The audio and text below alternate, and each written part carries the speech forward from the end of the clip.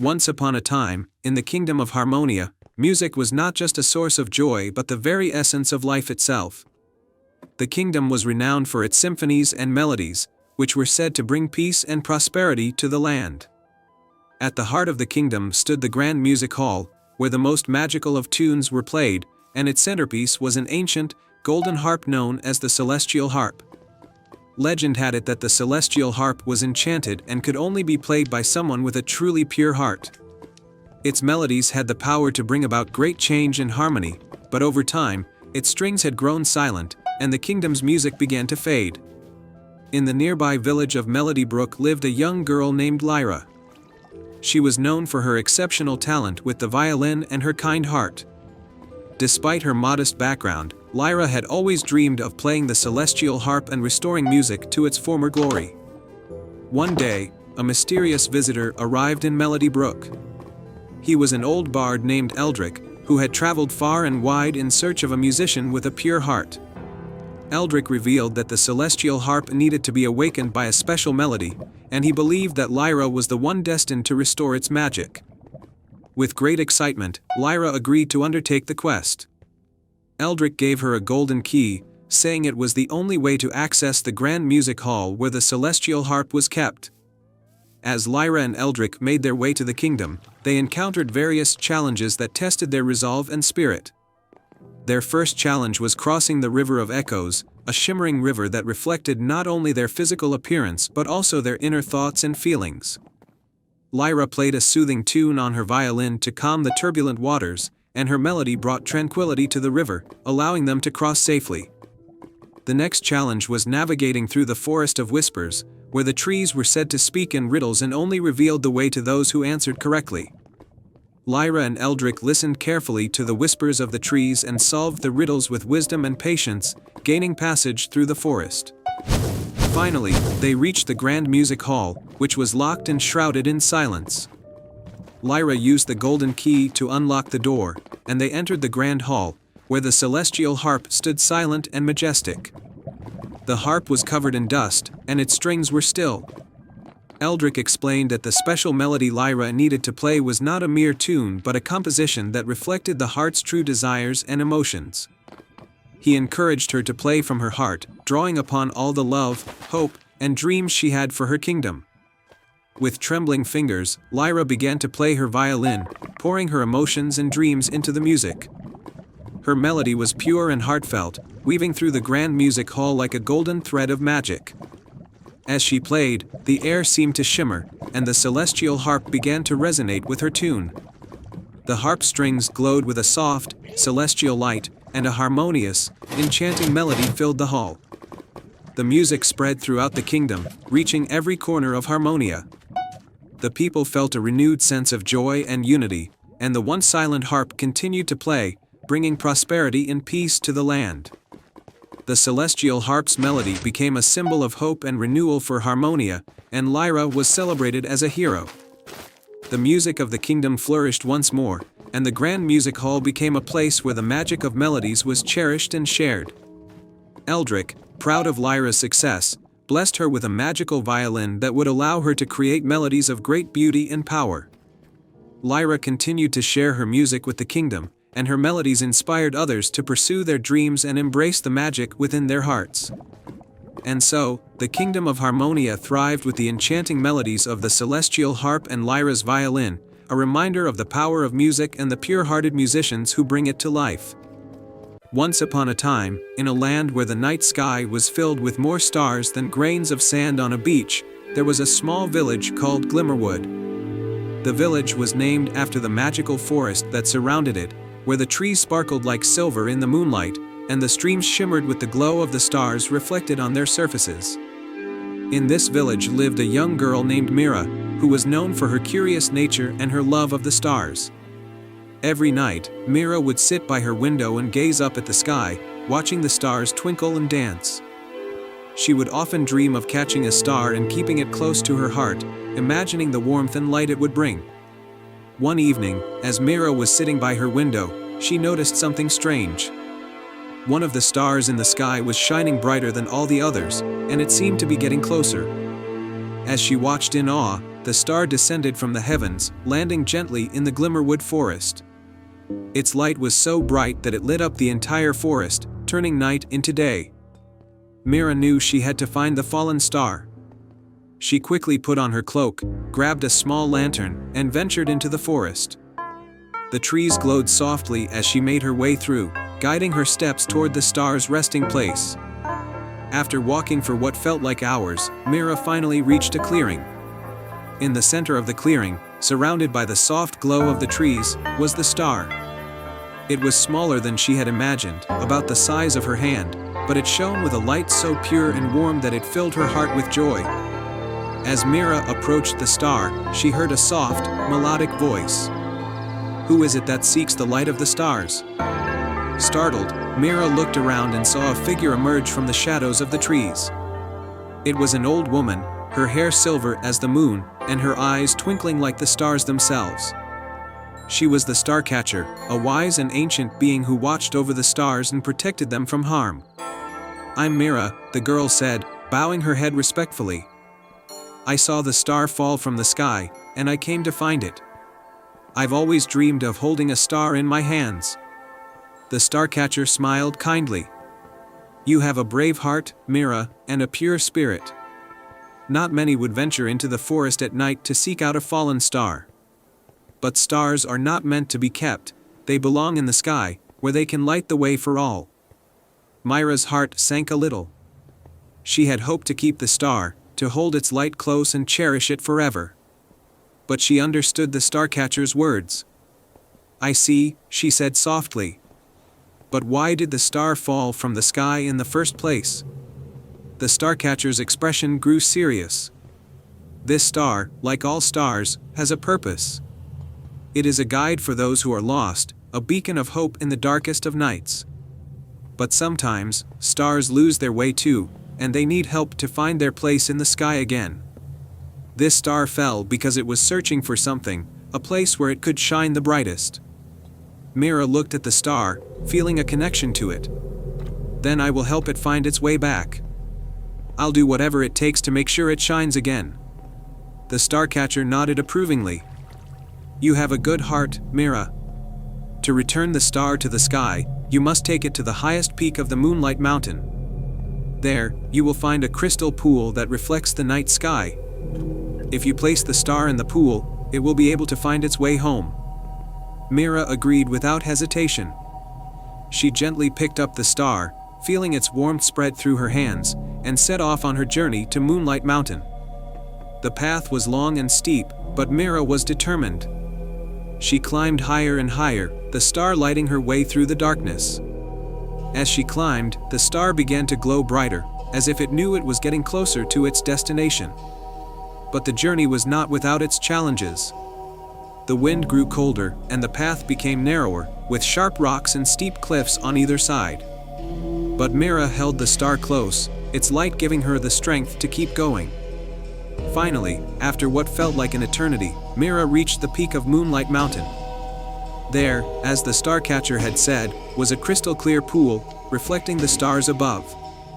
The sight was breathtaking, and for a moment, Mira simply stood in awe of the beauty around her. Gently, she knelt by the pool and held the star over the water. "It's time for you to go home," she whispered, feeling a bittersweet twinge in her heart. She slowly lowered the star into the pool, watching as its light merged with the reflection of the stars in the sky. As soon as the star touched the water, the entire pool began to glow, and the star rose from the surface, ascending back into the sky. Mira watched as it soared higher and higher, until it found its place among the other stars, shining even more brightly than before. The Starcatcher appeared beside Mira, her eyes filled with pride. "You have done a great thing, Mira. The star has found its place, and it will guide those who are lost, just as you have guided it. Remember, true light shines brightest when it is shared." Mira smiled, her heart filled with warmth and happiness. She had dreamed of holding a star, and though she had to let it go, she knew she had helped it fulfill its purpose. As she made her way back down the mountain, the stars in the sky seemed to shine a little brighter, as if thanking her for her kindness. When she returned to Glimmerwood, the villagers noticed the change in the night sky. The stars seemed more vibrant, more alive, and they wondered what had caused such a change. But Mira kept her adventure a secret, knowing that the star was exactly where it needed to be. From that night on, whenever Mira looked up at the sky, she would find the star she had helped and smile, knowing that she had played a part in its journey. And in her heart, she carried the light of that star, a reminder that sometimes, the greatest treasures are the ones we help others find. The end. Once upon a time, in a peaceful village called Meadowbrook, there stood an ancient and majestic willow tree known as the Whispering Willow. Its long, cascading branches seemed to touch the ground, creating a curtain of green that rustled softly in the wind. The villagers believed that the Whispering Willow had a special magic, for it was said to whisper secrets and wishes to those who listened closely. In the heart of Meadowbrook lived a curious and kind-hearted girl named Lila. Every day, she would sit beneath the Whispering Willow, listening to its gentle whispers and dreaming of adventure. Lila's heart was full of wonder, and she often wondered if there was more to the tree's magic than just its soft, comforting whispers. One evening, as the sun set and the first stars began to twinkle in the sky, Lila heard a particularly clear whisper from the willow. "Seek the lost star that fell from the sky," it said, "and restore the light that once was." Lila's heart leapt with excitement. She had always loved stories of fallen stars and magical quests.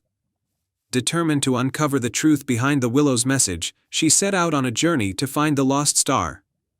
As Lila walked through the village and into the surrounding forest, she noticed the landscape changing. The trees grew taller and denser, and the air seemed to shimmer with a soft, otherworldly light. Guided by the whispers of the willow and the twinkling of the stars above, Lila ventured deeper into the forest. After walking for a while, she came across a sparkling stream. The water was crystal clear, and it seemed to glow with a faint, blue light. On the banks of the stream, Lila found a small, glimmering stone that seemed to pulse with a gentle light. Realizing that this might be the lost star, she carefully picked it up and examined it.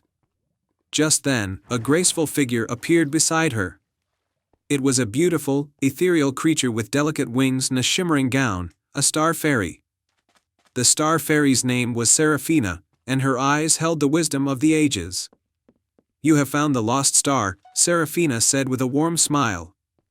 "It fell from the sky long ago, and its light has been missing from the night sky ever since. But to restore its light, you must journey to the summit of stars, where the sky meets the earth." With Seraphina's guidance, Lila continued her journey. They traveled through enchanted forests, across moonlit meadows, and up a winding mountain path. The summit was a breathtaking sight, where the sky seemed to touch the earth in a perfect, celestial embrace. At the summit, there was an ancient, stone altar bathed in moonlight. Seraphina instructed Lila to place the star upon the altar. As Lila carefully set the star in place, it began to glow with an intense, radiant light. The light grew brighter and brighter until it soared into the night sky, joining the constellation of stars that sparkled above. The night sky seemed to come alive with renewed brilliance. The lost star had returned, and its light danced across the heavens, filling the world with a magical glow. Seraphina thanked Lila for her bravery and kindness.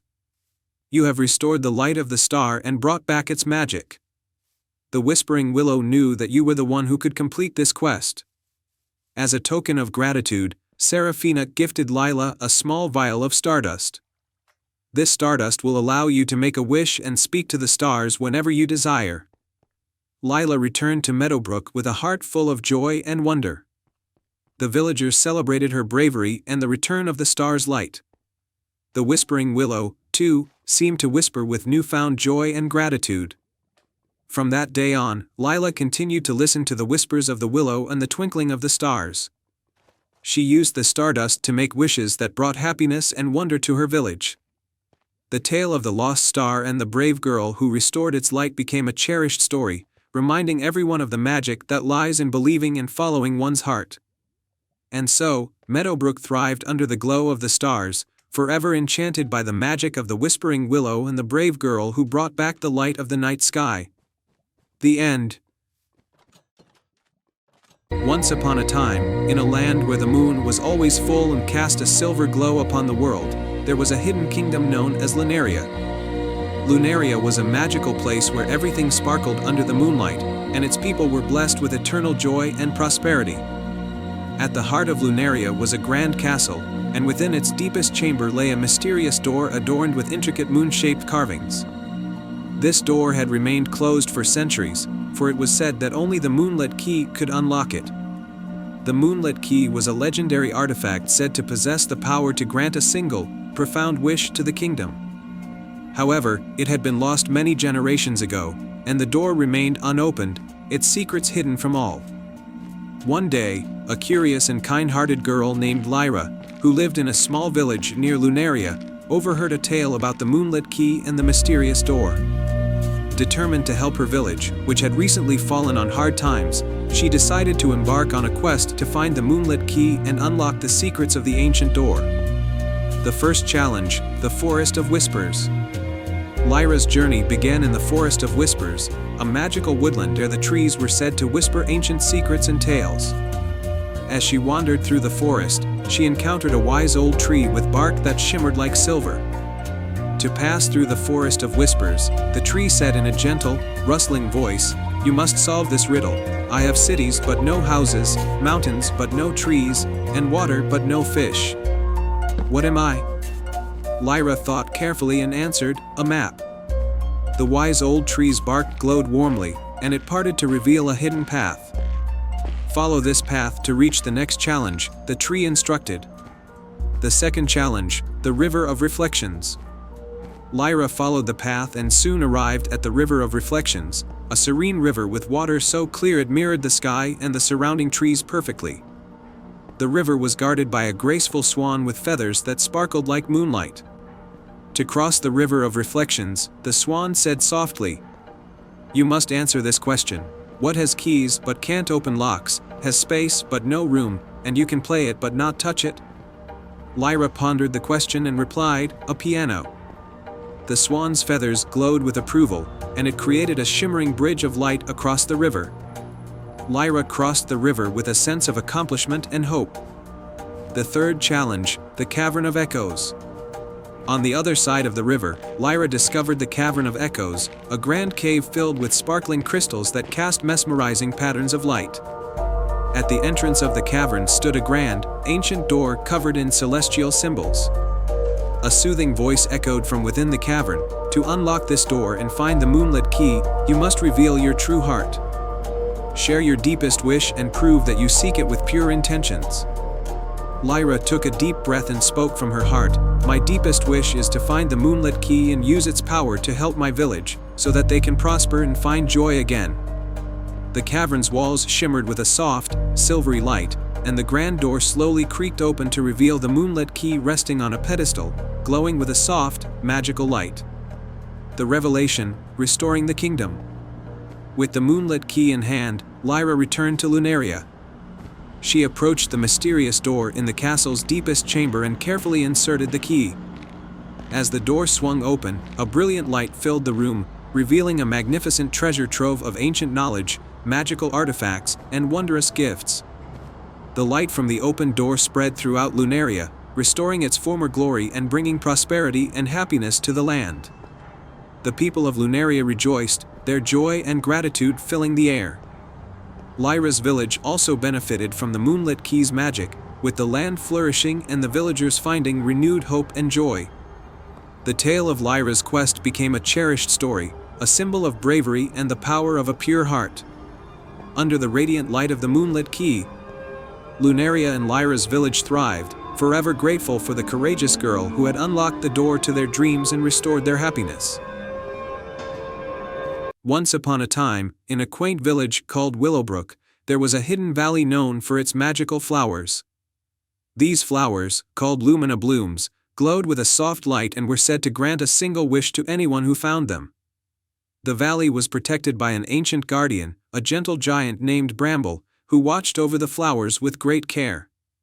In Willowbrook lived a young girl named Mira, who had a heart full of wonder and dreams. Mira had always been fascinated by the stories of the Lumina Blooms and often daydreamed about discovering them. Her best friend was a sprightly squirrel named Nutmeg, who loved to explore and had a keen sense of adventure. One morning, Mira and Nutmeg set out on a quest to find the Lumina blooms. They packed a small basket with provisions and followed the winding path that led to the hidden valley. The path was lined with vibrant wildflowers and ancient oak trees, each whispering tales of old. As they approached the entrance to the valley, they encountered a large, ornate gate covered in ivy. The gate was guarded by a stone statue of Bramble, the giant. Beside the gate was an inscription that read, "To enter the valley and find the Lumina blooms, you must pass 3 trials of heart and courage. Only those with true intentions may proceed." Mira and Nutmeg exchanged determined looks and stepped through the gate, entering the magical valley. The first trial awaited them, the trial of kindness. They found themselves in a meadow filled with magical creatures in distress. A family of fireflies had lost their way, and a nest of baby birds needed help. Mira and Nutmeg worked together to guide the fireflies back to their home and to care for the baby birds. Mira gently placed the birds back in their nest, and Nutmeg used his nimble paws to gather food for them. The creatures thanked them warmly, and the meadow seemed to sparkle with gratitude. Having successfully completed the first trial, they were guided further into the valley by a soft, golden light. The second trial was the trial of wisdom. They arrived at a serene pond surrounded by floating lily pads. In the center of the pond was a riddle-inscribed stone. "Speak the truth to find your way. What is the key to endless day?" Mira pondered the riddle, thinking about the stories she had heard. "The key to endless day is the sun," she finally answered. As soon as she spoke, the stone glowed warmly, and a pathway of glowing lily pads appeared, leading them to the next part of the valley. Their final challenge was the trial of bravery. They reached a clearing where a fierce storm was raging. The wind howled and lightning crackled. In the center of the storm stood a large, ancient tree that appeared to be in trouble. Bramble, the guardian giant, was struggling to hold the tree upright. Mira, though frightened by the storm, took a deep breath and, with Nutmeg by her side, approached the tree. She grabbed hold of its branches and used all her strength to help Bramble. Nutmeg scampered up the tree, offering support and encouragement. Together, they managed to steady the tree and protect it from the storm. As the storm subsided, Bramble, now free from his burden, stood tall and smiled warmly at Mira and Nutmeg. "You have shown great kindness, wisdom, and bravery. The Lumina blooms are yours to find." Bramble led them to a hidden grove where the Lumina blooms grew in abundance. The flowers glowed softly, casting a gentle light over the grove. Mira and Nutmeg marveled at their beauty and, as the legend promised, were granted a single wish. Mira wished for the happiness and prosperity of Willowbrook and its people. As they made their way back to the village, the Lumina blooms' magic began to spread, bringing newfound joy and prosperity to Willowbrook. The villagers celebrated Mira and Nutmeg's bravery and kindness with a grand feast, and the valley became a place of wonder and delight for all. And so, the village of Willowbrook thrived under the magic of the Lumina blooms, forever touched by the courage and kindness of a brave girl and her loyal squirrel friend. The end. Once upon a time, in a charming village nestled at the edge of a vast, mystical forest, there was an enchanted garden that no one had seen for many years. The garden was said to be filled with magical flowers and guarded by a wise old owl who could answer any question. In this village lived a small, timid hedgehog named Hazel. Hazel was known for her curiosity and her kind heart. Every day, she would listen to the stories the elder animals told about the enchanted garden and dream of exploring it one day.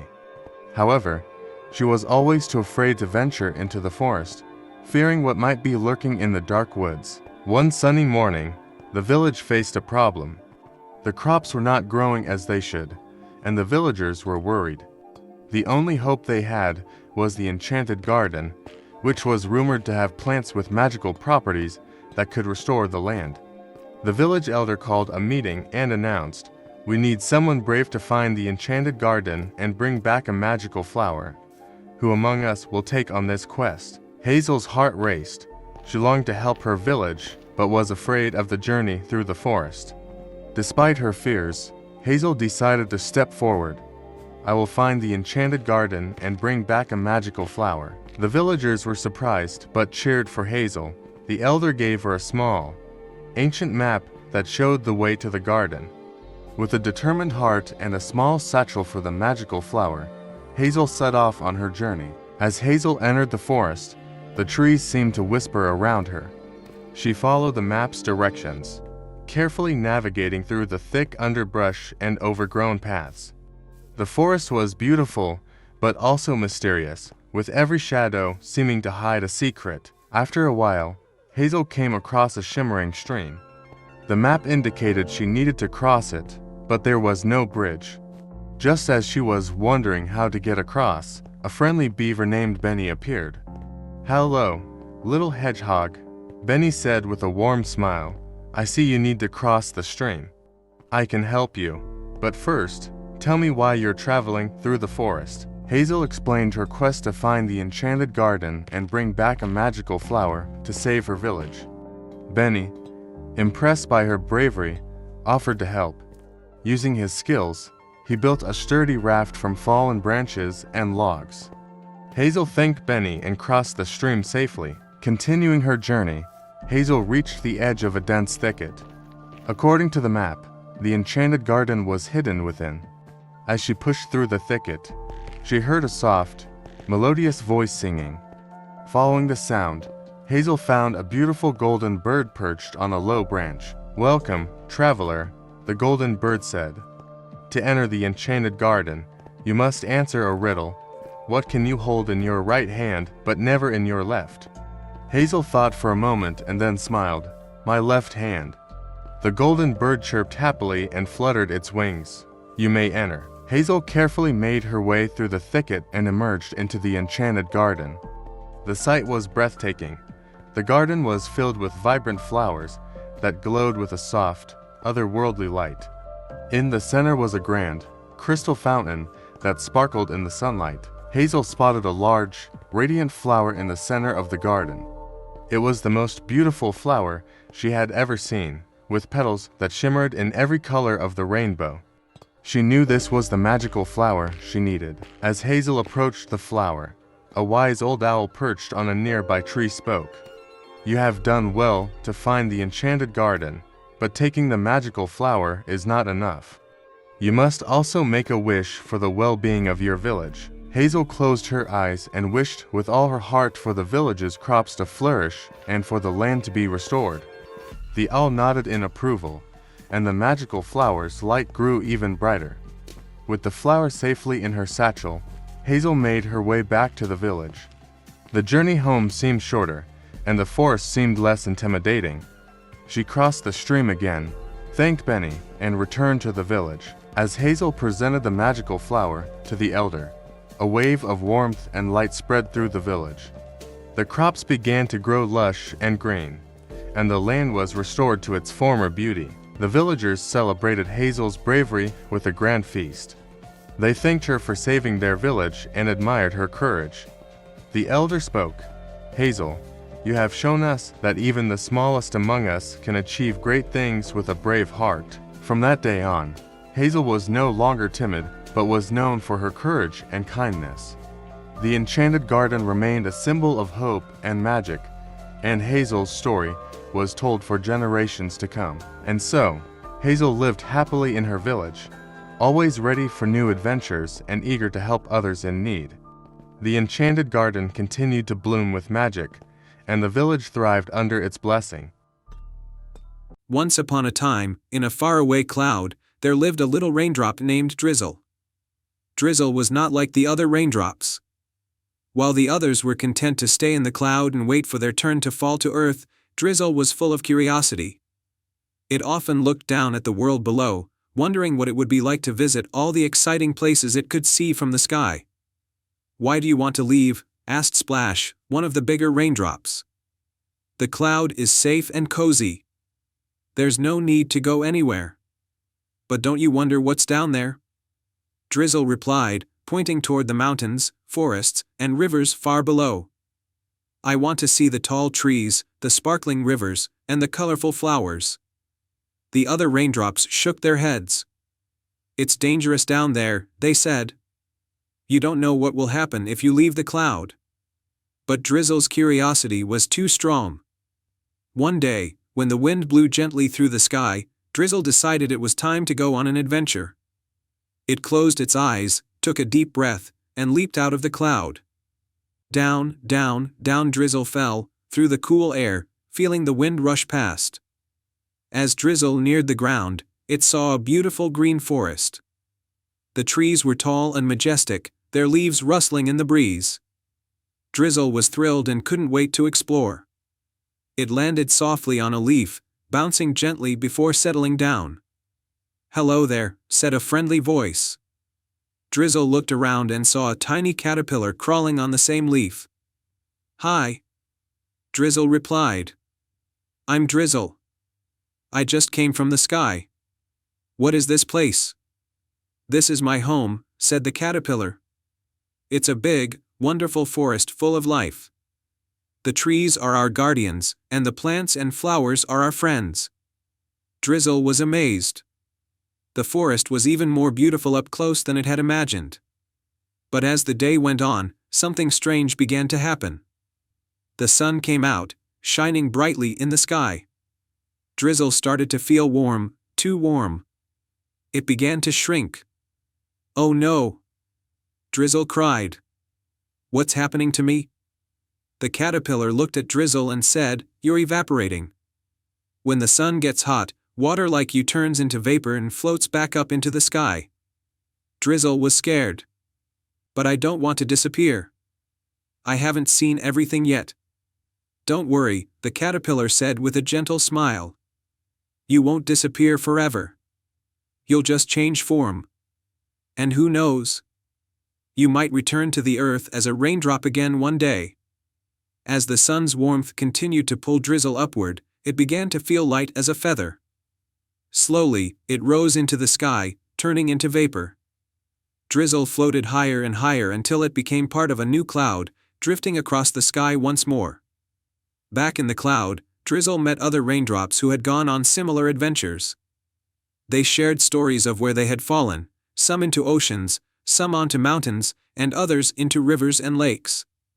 Each raindrop had a unique story, and Drizzle listened eagerly, imagining all the places it could visit next. Time passed, and one day, the wind began to stir the clouds again. Drizzle knew what this meant. It was time for another adventure. This time, Drizzle wasn't scared. It knew that no matter what happened, it would always come back to the sky, ready for a new journey. When the wind finally pushed the cloud across a wide desert, Drizzle decided to jump again. Down it fell, through the warm air, until it landed on the soft sand. The desert was hot and dry, with golden dunes stretching as far as the eye could see. Drizzle saw a small flower struggling to grow in the dry sand. It was wilting under the harsh sun. Without hesitation, Drizzle rolled down the sand and nestled at the base of the flower, giving it a much-needed drink of water. "Thank you, little raindrop," the flower whispered. "You saved me." Drizzle smiled, feeling proud. It may have been small, but it had made a big difference. As the sun rose higher, Drizzle knew it would soon evaporate again. But this time, it wasn't afraid. It had learned that every drop of water has its own important role to play in the world, whether in the sky, the forest, or even the desert. As Drizzle floated back up into the sky, it looked down at the earth with a sense of wonder. There were so many places to explore and so many ways to help. Drizzle realized that its curiosity had led it to discover the true beauty of the world and its place in it. And so, Drizzle continued to fall and rise, over and over again, each time in a new place, each time learning something new. The little raindrop that had once been curious and scared had now become brave and wise, ready for whatever adventure awaited next. The end. Once upon a time, in a realm where seasons changed like the pages of a book, there was a hidden kingdom known as Verdantia. Verdantia was unique because it experienced eternal spring. The land was always lush and blooming, with flowers of every color carpeting the ground and trees heavy with fruit. The kingdom's ruler, Queen Aloan, had a special gift. she could control the seasons, ensuring that Verdantia stayed in a perpetual state of spring. The kingdom thrived under Queen Aloan's care, and its people were content and happy. However, there was one thing Queen Aloan wished for more than anything else: to see the world beyond Verdantia. She had heard tales of lands where the seasons changed and was curious to experience them for herself. One day, as she gazed out over her flourishing kingdom, she noticed something unusual: a withered, leafless tree at the edge of the enchanted forest, which was known to be Eternal Spring's heart. It seemed out of place in the otherwise vibrant landscape. Intrigued, she decided to investigate. The heart of the enchanted forest, accompanied by her loyal advisor, Sir Cedric, Queen Aloan ventured into the enchanted forest. The deeper they went, the more the forest seemed to shift and change, its magic responding to their presence. They finally reached the withered tree, which stood alone in a small clearing. Its bark was cracked, and its branches were bare. As Queen Aloan approached, the tree began to speak in a faint, whispering voice. "I am the keeper of seasons," it said. "Long ago, I balanced the flow of time and seasons across the land. But now, I am weak and fading. The balance is disrupted, and without my strength, Verdantia's spring will eventually wither away." Queen Aloan listened carefully as the tree explained that it needed a special artifact, the Sunstone, to restore its power and balance the seasons once more. The Sunstone was said to be hidden in the Winterlands, a far-off land where snow and ice reigned. The journey to the Winterlands determined to save her kingdom, Queen Aloan set out on a journey to find the Sunstone. She and Sir Cedric traveled through mountains, across vast deserts, and finally reached the borders of the Winterlands. Here, the world was covered in snow and ice, a stark contrast to Verdantia's eternal spring. They ventured into the Winterlands and encountered many challenges: treacherous ice caves, blinding snowstorms, and the cold-hearted Frost King, who ruled the land. The Frost King was initially reluctant to help but was eventually moved by Queen Aloan's dedication to her people. The Frost King's test: to obtain the Sunstone, Queen Aloan had to pass the Frost King's test. He presented her with a series of trials designed to test her courage, wisdom, and kindness. Each trial was more difficult than the last, but with Sir Cedric's help and her own inner strength, Queen Aloan succeeded in every challenge. The final trial was to find a hidden crystal heart buried deep within a frozen lake. The heart was guarded by a fearsome ice dragon. Queen Aloan approached the dragon with respect and kindness, explaining her mission and her love for her kingdom. The ice dragon, moved by her sincerity, allowed her to retrieve the crystal heart. It was revealed that the heart was connected to the Sunstone, which the Frost King presented to her as a reward.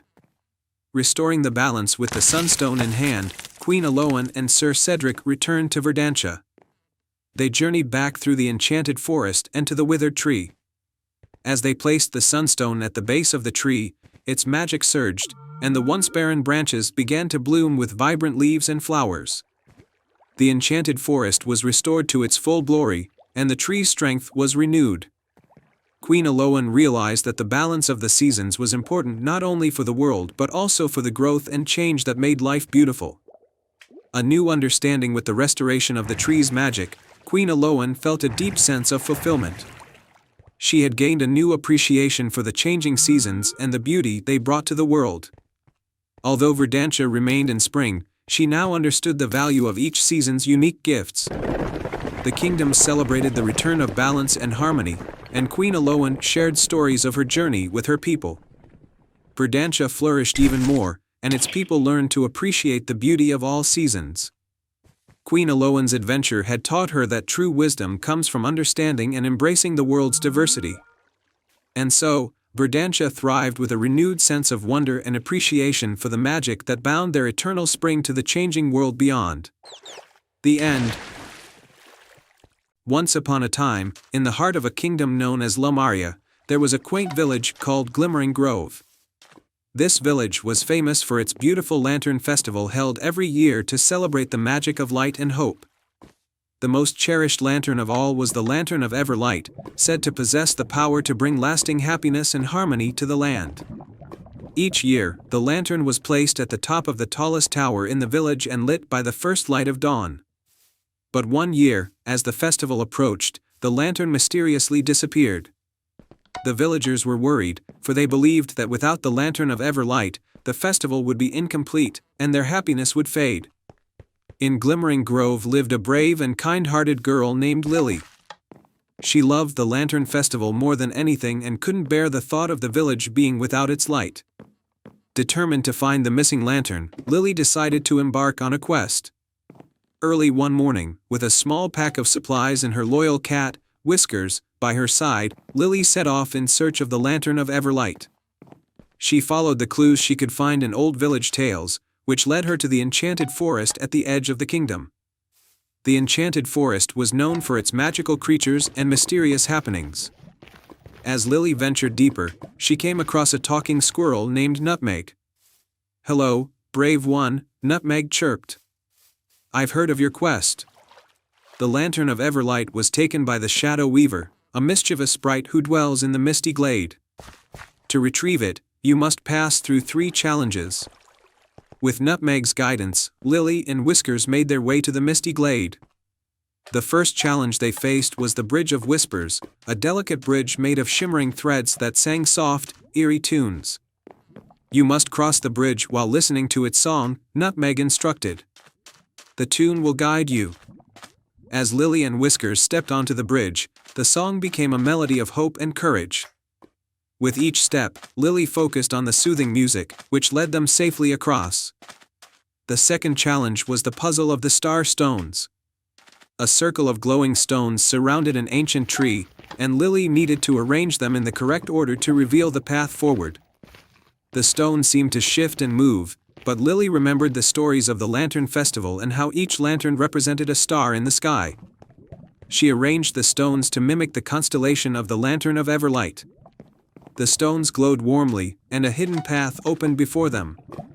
Finally, they reached the lair of the Shadow Weaver. The sprite was a small, shadowy figure with a mischievous grin. He held the Lantern of Everlight and seemed to revel in its light. "You want the lantern back?" the Shadow Weaver teased. "To earn it, you must answer a riddle." With a deep breath, Lily nodded. The Shadow Weaver's riddle was, "I can be cracked, made, told, and played. What am I?" Lily thought carefully and then replied, "A joke." The Shadow Weaver's eyes widened in surprise, and he burst into a fit of laughter. "You've answered correctly. The lantern is yours." The Shadow Weaver handed over the Lantern of Everlight, and as Lily took it, the dark mist surrounding his lair began to dissipate. The sprite, now freed from his shadowy form, smiled gratefully. "You have restored the light and brought balance back to the enchanted forest," the Shadow Weaver said. "Thank you for your bravery and kindness." Lily and Whiskers returned to Glimmering Grove with the lantern. The villagers rejoiced at its return, and the festival was more magical than ever. The Lantern of Everlight was placed atop the tower and lit as the first light of dawn touched its surface. Its glow filled the village with warmth and joy. The festival was a grand success, and the light of the lantern shone brightly for many years, symbolizing hope, courage, and the power of kindness. Lily's bravery was celebrated, and her story was passed down through generations as a reminder that even the smallest light can shine brightly in the darkest times. And so, Lily, Whiskers, and the people of Glimmering Grove lived happily ever after, always guided by the light of the Lantern of Everlight. I hope you enjoyed this fairy tale. Once upon a time, in a quaint village nestled in a valley surrounded by rolling hills, there lived a lonely shepherd named Finn. Finn spent his days tending to his flock of sheep, guiding them through the meadows and up the hillsides. Though he loved his sheep and the beautiful landscape, Finn often felt a deep loneliness, for he had no one to share his thoughts and dreams with. Each night, after securing his flock, Finn would sit atop a hill and gaze at the stars. The night sky, with its countless twinkling lights, was his only solace. He would make wishes upon the stars, hoping for a friend to share his life with. One night, as Finn sat under the starry sky, he noticed a particularly bright star. As he watched, the star grew larger and brighter, and to his amazement, it began to fall from the sky. The star streaked across the heavens and landed in a nearby meadow with a soft glow. Curious and excited, Finn hurried to the meadow to see the fallen star. When he arrived, he found a small, shimmering figure lying in the grass. It was a tiny, radiant fairy, her wings sparkling with the light of 1,000 stars. She looked up at Finn with kind, twinkling eyes. "Thank you for finding me," the fairy said in a melodic voice. "I am Stella, a star fairy. I fell from the sky while granting wishes, and now I need help to return home." Finn, overjoyed to have found a friend, eagerly offered to help Stella. "I'll do whatever it takes to help you get back to the stars," he promised. Stella smiled and explained that to return to the sky, she needed to gather the light of 3 magical objects: the moonflower, the crystal spring, and the phoenix feather. And so, Finn and Stella set off on their adventure. Stella rode on Finn's shoulder, her tiny wings glowing softly. They traveled through the village and into the forest, where their first quest awaited. Deep in the forest, they came upon a clearing bathed in moonlight. In the center of the clearing grew the moonflower, a rare and magical plant that only bloomed under the light of a full moon. Its petals glowed with a silvery light, and its scent was sweet and calming. As Finn approached the flower, a soft voice echoed through the clearing. "Who dares to take the moonflower?" It was the guardian of the forest, an ancient tree spirit named Eldon. Finn explained their quest and promised to take only 1 petal to help his friend. Eldon, moved by Finn's kindness and sincerity, allowed them to take a single petal from the moonflower.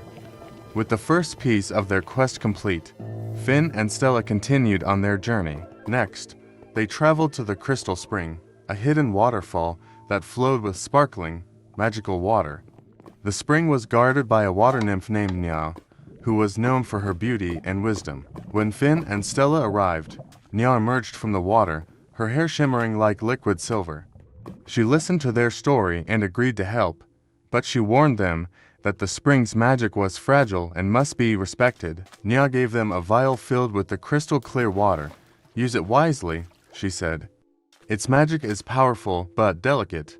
Grateful for her help, Finn and Stella thanked Nya and set off to find the final magical object. Their last destination was the peak of a distant mountain, home to the legendary Phoenix. The journey was long and arduous, but Finn and Stella persevered, driven by their determination to complete their quest. At the summit, they found the Phoenix, a magnificent bird with feathers of fiery gold and crimson. The Phoenix, wise and majestic, listened to their plea. "To help you, I will give you 1 of my feathers," it said. "But remember, true strength lies in kindness and friendship." The Phoenix shed a single feather, glowing with intense heat and light. Finn and Stella thanked the Phoenix and made their way back to the meadow where Stella had fallen. Back at the meadow, under the starry sky, Stella combined the moonflower petal, the crystal spring water, and the phoenix feather. As she did, a radiant light enveloped her, growing brighter and brighter until it lit up the entire meadow. "Thank you, Finn," Stella said, her voice filled with gratitude. "You have given me the light I need to return home." With a final, sparkling smile, Stella ascended into the sky, her light merging with the stars. As Finn watched Stella return to her home among the stars, he felt a warmth in his heart. Though he was once again alone in the meadow, he no longer felt lonely. Stella had given him the greatest gift of all, the gift of friendship. From that night on, whenever Finn looked up at the stars, he saw Stella's bright light shining down on him, reminding him of their adventure and the bond they had formed. And in the village of Meadow Brook, the story of Finn and the Star Fairy became a cherished legend, a tale of courage, kindness, and the magic of true friendship. Once upon a time, in the magical kingdom of Alicia, there was a village named Starfall, nestled in a valley where the stars seemed to fall from the sky every night. The village was surrounded by lush forests and crystal-clear lakes, and the people lived in harmony with nature and each other. The stars were believed to be the tears of Celestia, the star goddess, who watched over the land from her celestial palace. Among the villagers was a young boy named Leo, known for his boundless curiosity and adventurous spirit. Leo loved exploring the forests and lakes, and he often dreamt of visiting Celestia's palace. His grandmother, a wise woman named Aria, told him stories of the Starlit Key, a magical artifact that could unlock the gates to the Celestial Palace. According to legend, the key was hidden in the heart of the Enchanted Woods, guarded by ancient beings and protected by powerful enchantments. One fateful night, a strange darkness fell over Starfall. The stars stopped falling, and the villagers grew anxious, fearing that Celestia had turned her back on them. Desperate to restore the starry blessings, Leo decided to seek the Starlit Key and venture to Celestia's palace to find out what had happened. With his grandmother's blessing and a small satchel of provisions, Leo set out at dawn. He followed the ancient path that led to the Enchanted Woods, determined to find the key and save his village. As he entered the woods, the trees whispered secrets of the past, and the air was filled with a sense of magic and mystery. Leo's first challenge came when he encountered a shimmering, golden gate guarded by a majestic griffin. The griffin's eyes sparkled like diamonds as it spoke. To pass this gate, you must solve the riddle of the stars. What shines brightest in the darkest hour? Leo thought for a moment, recalling his grandmother's stories. Hope, he answered confidently. The griffin nodded in approval, and the gate swung open, allowing Leo to continue his journey. As Leo ventured deeper into the woods, he came upon a tranquil, moonlit glade where a beautiful unicorn was trapped in a web of thorny vines. The unicorn's eyes pleaded for help. Leo approached carefully and used his knife to cut the vines, freeing the unicorn. In gratitude, the unicorn gifted Leo a single, silver strand from its mane, saying, "This will guide you when you're lost." The next challenge came at a shimmering lake guarded by a wise old owl named Orion. Orion perched on a branch and hooted, "To cross the lake, you must answer my question. What is more precious than gold but cannot be bought or sold?" Leo smiled, remembering his grandmother's teachings. "Friendship," he replied. Orion flapped his wings in approval, and a path of glowing lily pads appeared, allowing Leo to cross the lake safely. Finally, Leo reached a towering, ancient tree at the heart of the Enchanted Woods. At its base was a small, intricately carved chest, guarded by a shadowy figure. The figure spoke in a voice like the rustling leaves, "To claim the Starlit Key, you must prove your heart's purity. Place your hand on the chest and let it read your soul."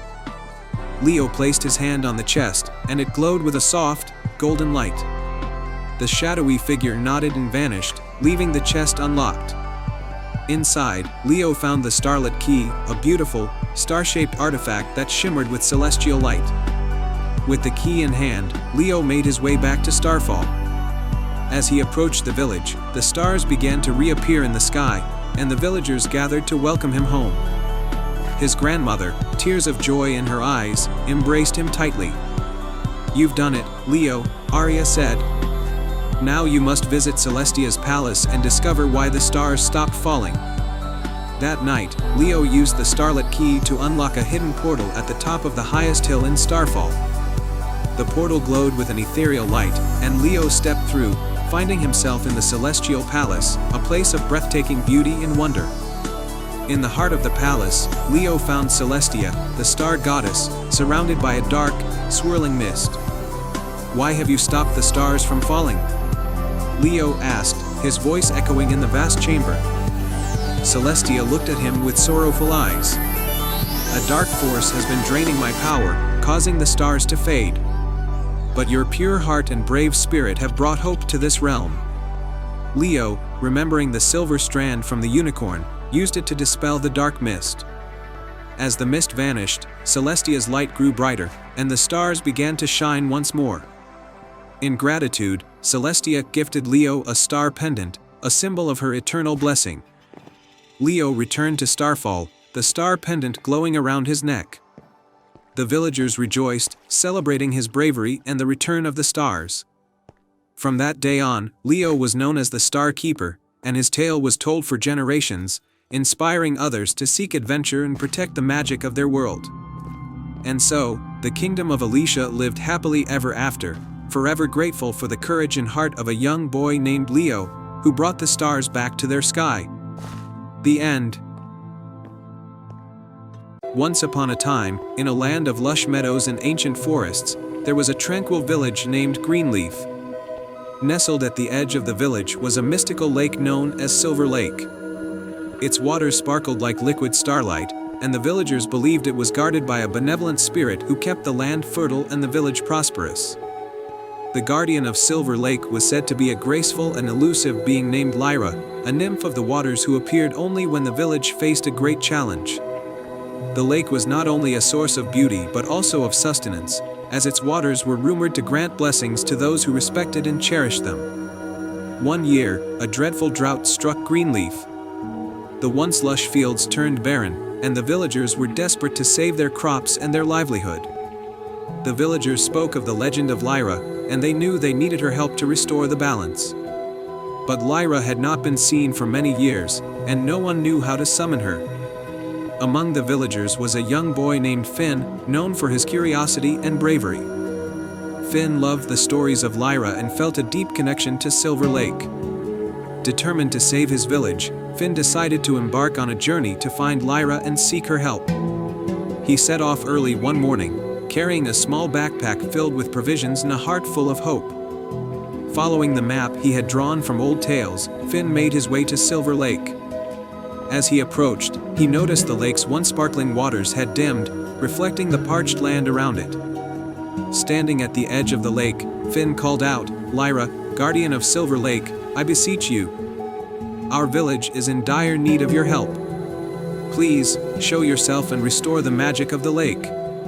As Finn's voice echoed across the still waters, a soft breeze began to stir, and the lake's surface shimmered. From the center of the lake, a mist began to rise, and Lyra appeared, her form ethereal and shimmering like moonlight on water. "Brave Finn," Lyra said in a voice like a gentle ripple, "why have you called me?" Finn explained the plight of his village, describing the drought and the suffering of the people. He spoke with sincerity and hope, asking Lyra to use her magic to bring rain and restore the land.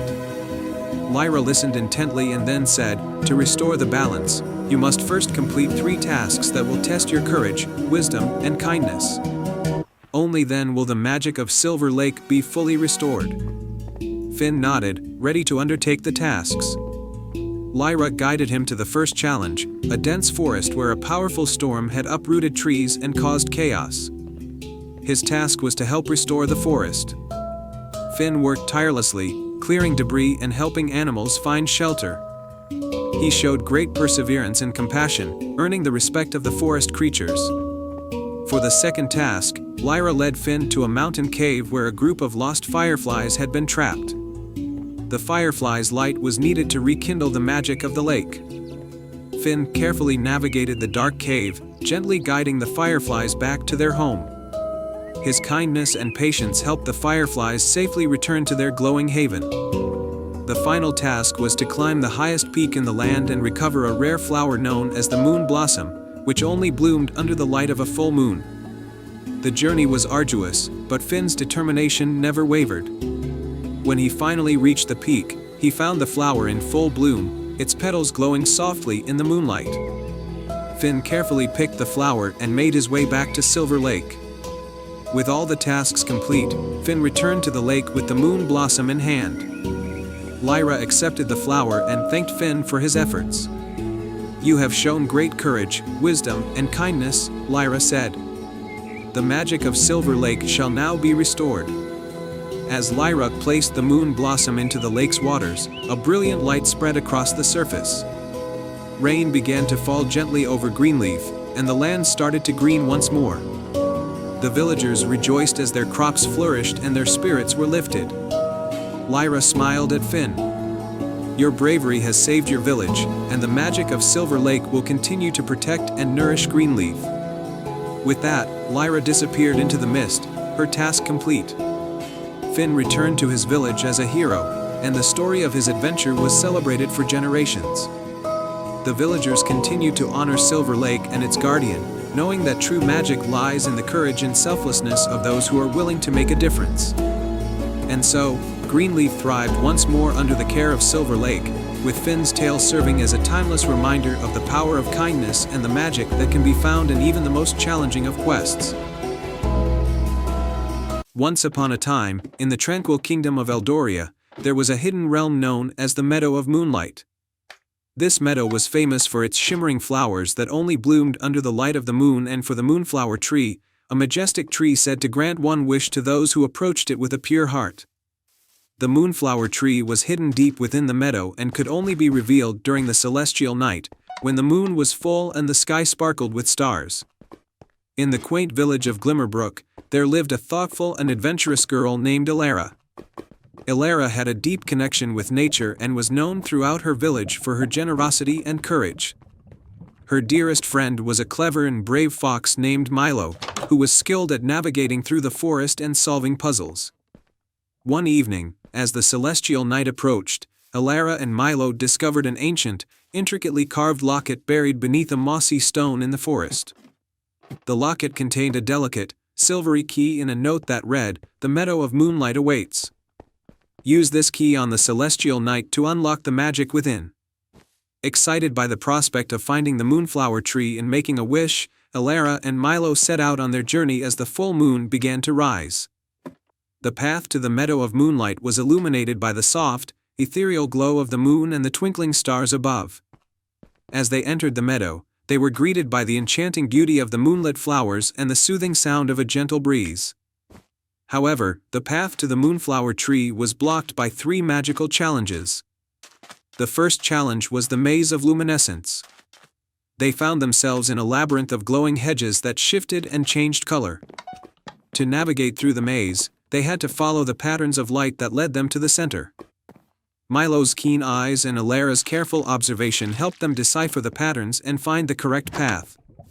After much effort, they emerged from the maze and reached a serene, moonlit clearing. The second challenge was the Whispering Stream. A shimmering stream flowed through the clearing, and its waters whispered riddles that needed to be answered to proceed. A gentle voice from the stream asked, "I can be cracked, made, told, and played. What am I?" Elara thought for a moment and then answered confidently, "A joke." The waters of the stream sparkled with approval, and a bridge of moonlight appeared, leading them to the next challenge. The final challenge was the Garden of Reflections.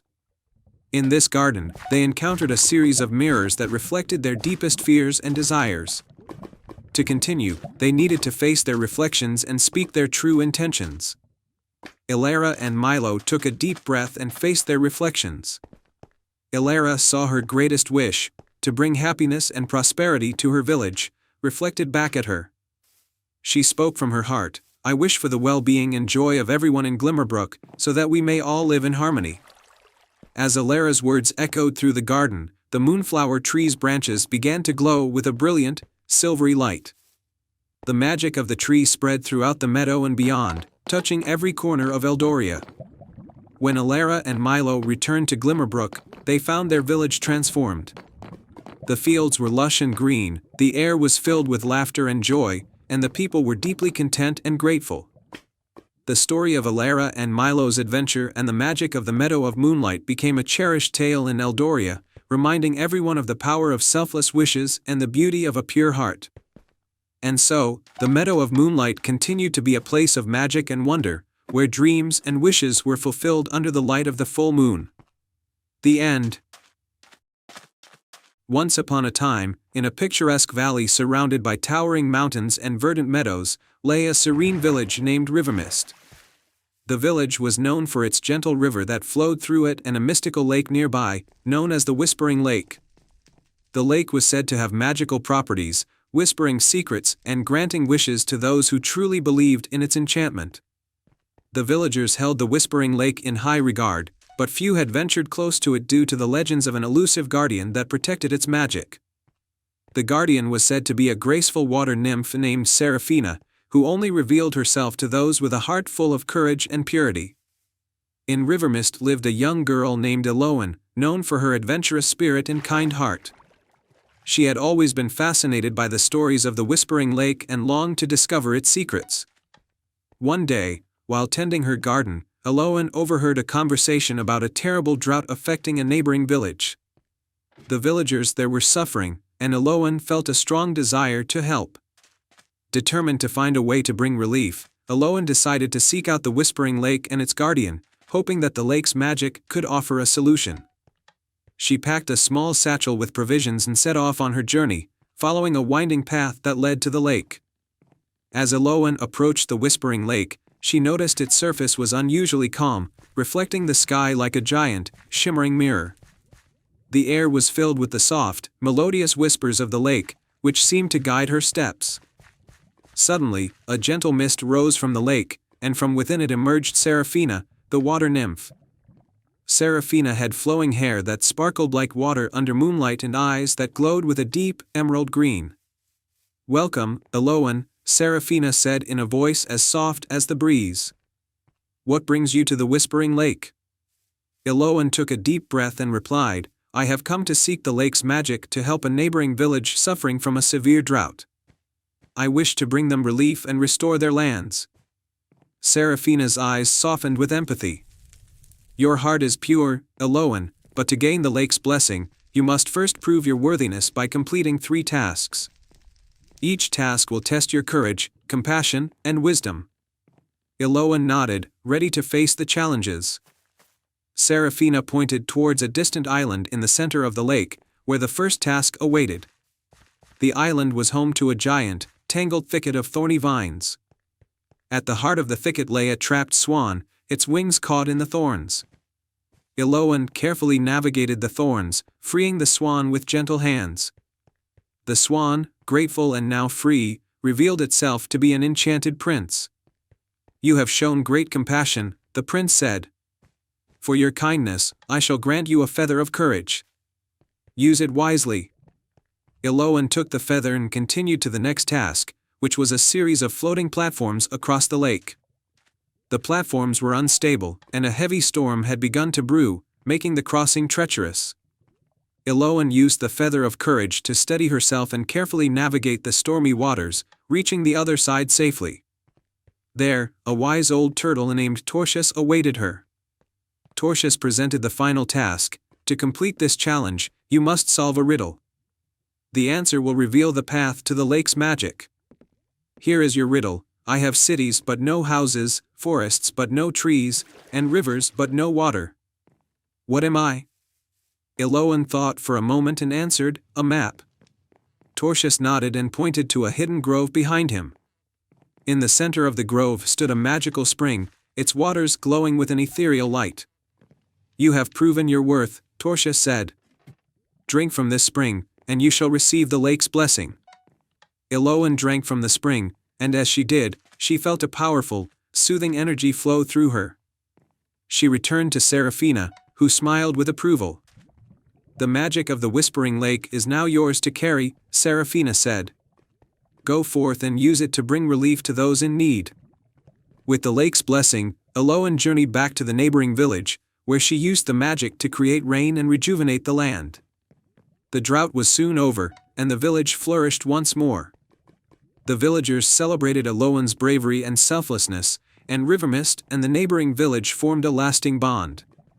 And so, Eloan's tale of courage and compassion was passed down through generations, reminding all who heard it of the power of kindness and the magic that lies in a pure heart.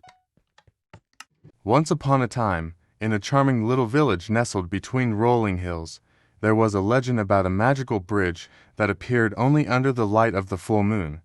This bridge, said to be made of shimmering stardust, could take those who crossed it to a land of wonders. In this village lived a curious girl named Lily.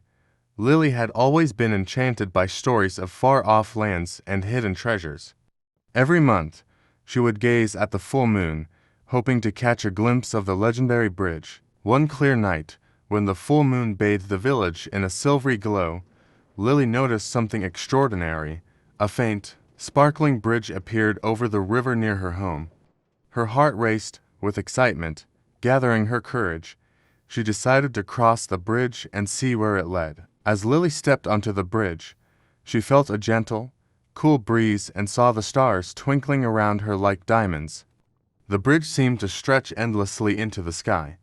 She walked with a sense of wonder until she reached the other side. There, Lily found herself in a magical land where the trees were made of crystal and the flowers sang soft lullabies. The sky was a canvas of swirling colors, and in the distance, A magnificent castle sparkled like 1,000 stars. Lily ventured towards the castle, her eyes wide with amazement.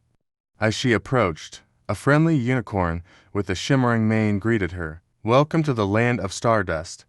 The unicorn said in a warm, musical voice, "I am Celestia. I've been waiting for someone like you to arrive." Lily was thrilled. "Thank you. I've always dreamed of exploring a magical land. How can I help or learn more about this place?" Celestia's eyes twinkled. "Our land is in need of your help. The Heart of Stardust, a magical gem that keeps our world vibrant and alive, has been stolen by a mischievous sorcerer. Without it, our land is losing its magic. We need someone brave to retrieve it." Determined to help, Lily agreed. Celestia handed her a glowing map and a small silver key. "Follow this map to the Sorcerer's Tower. The key will unlock the door to the chamber where the Heart of Stardust is kept." Lily thanked Celestia and set off, guided by the glowing map. She traveled through enchanted forests, crossed sparkling rivers, and climbed hills that seemed to touch the sky. Along the way, she encountered various magical creatures who offered her guidance and encouragement. Finally, Lily reached the Sorcerer's Tower, a dark and foreboding structure surrounded by swirling fog. With the silver key in hand, she unlocked the heavy door and stepped inside. The chamber was dimly lit, and there, atop a pedestal, was the Heart of Stardust, glowing softly. But before Lily could reach it, the mischievous sorcerer appeared. He had a sly grin and waved his wand. "So, you come to take back the Heart of Stardust, have you? But you'll need to outwit me first." The sorcerer conjured a series of magical challenges, each more difficult than the last. There were riddles to solve, illusions to see through, and obstacles to overcome. Lily faced each challenge with courage and cleverness, using the skills she had learned from the magical creatures she met along her journey. Finally, after a series of trials, Lily stood before the Heart of Stardust. She looked at the sorcerer and said, "The magic you've taken was never meant to be yours. It belongs to the land of Stardust, and it's time to return it." Moved by Lily's bravery and the strength of her spirit, the sorcerer's heart softened. He sighed and said, "You have shown great courage and kindness. I'll return the Heart of Stardust, but promise me you will use your adventures to spread goodwill and understanding." Lily agreed, and the sorcerer gently placed the Heart of Stardust back on its pedestal. The chamber filled with a warm, golden light, and the magical land began to shimmer and glow once more. With the Heart of Stardust restored, the land was vibrant and alive again. Celestia and the magical creatures celebrated Lily's bravery with a grand feast. The stars twinkled brightly, and the sky danced with colors. As a token of their gratitude, Celestia gave Lily a small star-shaped charm. "This charm will allow you to visit our land whenever you wish. Remember, the magic of friendship and bravery can light up even the darkest of places." Lily returned to her village, her heart full of joy and wonder. She often shared her adventures with the villagers, inspiring them with tales of bravery and magic. And every full moon, she would gaze at the starry sky, knowing that she could always return to the land of Stardust whenever she wished. Once upon a time, in a kingdom far beyond the mountains, there was a village called Stardew, nestled in a valley where the sky seemed to touch the earth. The villagers lived simple, happy lives, tending to their crops and celebrating the beauty of nature. But the most extraordinary feature of Stardew was the Star Glade, a magical forest where stars would fall from the sky and transform into beautiful, glowing flowers. At the heart of the Star Glade, there stood an ancient oak tree, known as the Heart Tree, which was believed to be the source of all the magic in the valley. The Heart Tree was protected by a gentle but powerful guardian named Eldrin, a wise old elf who had watched over the glade for centuries. One peaceful night, a particularly bright star fell from the sky, landing gently at the base of the Heart Tree. As its light faded, the villagers gathered around, amazed to see a tiny, glowing child cradled in the roots of the tree. Eldrin approached the child and, sensing the magic within her, declared her to be a star child, destined for a great and important journey. The villagers named her Lyra, and she grew up with the love and care of the entire village. From an early age, Lyra displayed unique abilities. She could communicate with the animals, make plants grow with a touch, and even summon light to guide her through the dark. Eldrin became her mentor, teaching her about the magic of the glade and the importance of harmony with nature. One fateful evening, as Lyra celebrated her 12th birthday, a dark cloud loomed over Stardew. The villagers watched in fear as a figure emerged from the shadows, an ominous sorceress named Morwenna. Her eyes glowed with a sinister light, and her voice was as cold as the winter wind. "I have come for the heart tree," Morwenna declared. "With its power, I shall control all the magic of this land and plunge it into eternal darkness." Eldrin stepped forward, his staff glowing with protective magic. "You will not harm the heart tree, Morwenna. This land thrives on its light." Morwenna laughed, a chilling sound that echoed through the valley. "We shall see, old elf. But know this, I will return with an army to claim what is mine." With a flick of her cloak, Morwenna vanished into the night, leaving the villagers in fear and uncertainty. Eldrin knew that Morwenna's threat was not idle. They had to protect the heart tree, but they also needed a way to counter Morwenna's dark magic. Lyra, brave and determined, stepped forward. "I will find a way to save the heart tree and our home. There must be something in the star glade that can help us." Eldrin nodded, placing a hand on her shoulder. "Your heart is pure, Lyra. Trust in the magic within you and the wisdom of the forest." With Eldrin's blessing, Lyra ventured into the depths of the star glade. She traveled through enchanted groves and crossed shimmering streams, guided by the light of the stars. Along the way, she met many creatures who offered their help: a wise old owl named Sage, a mischievous fox named Rusty, and a gentle deer named Fawn. Together, they journeyed to the heart of the glade, where Lyra discovered an ancient scroll hidden in a hollow tree. The scroll contained a prophecy: when darkness threatens the heart of light, a star child born of heaven's flight must seek the crystal of dawn's embrace, to vanquish shadow and darkness erase. Sage, who could read the ancient language, explained that the crystal of dawn's embrace was a powerful artifact hidden in the crystal caves, located at the peak of the tallest mountain in the valley. It was said to have the power to dispel any dark magic. Determined to save her home, Lyra and her animal friends set off on the arduous journey to the crystal caves. They climbed steep cliffs, braved icy winds, and faced many challenges. Along the way, Lyra's courage and kindness won the hearts of many creatures, who joined her cause. After many days, they finally reached the crystal caves. Inside, the walls sparkled with countless crystals, casting a mesmerizing light. At the center of the cave, on a pedestal of pure quartz, lay the crystal of dawn's embrace. Its light was warm and soothing, filling Lyra with hope.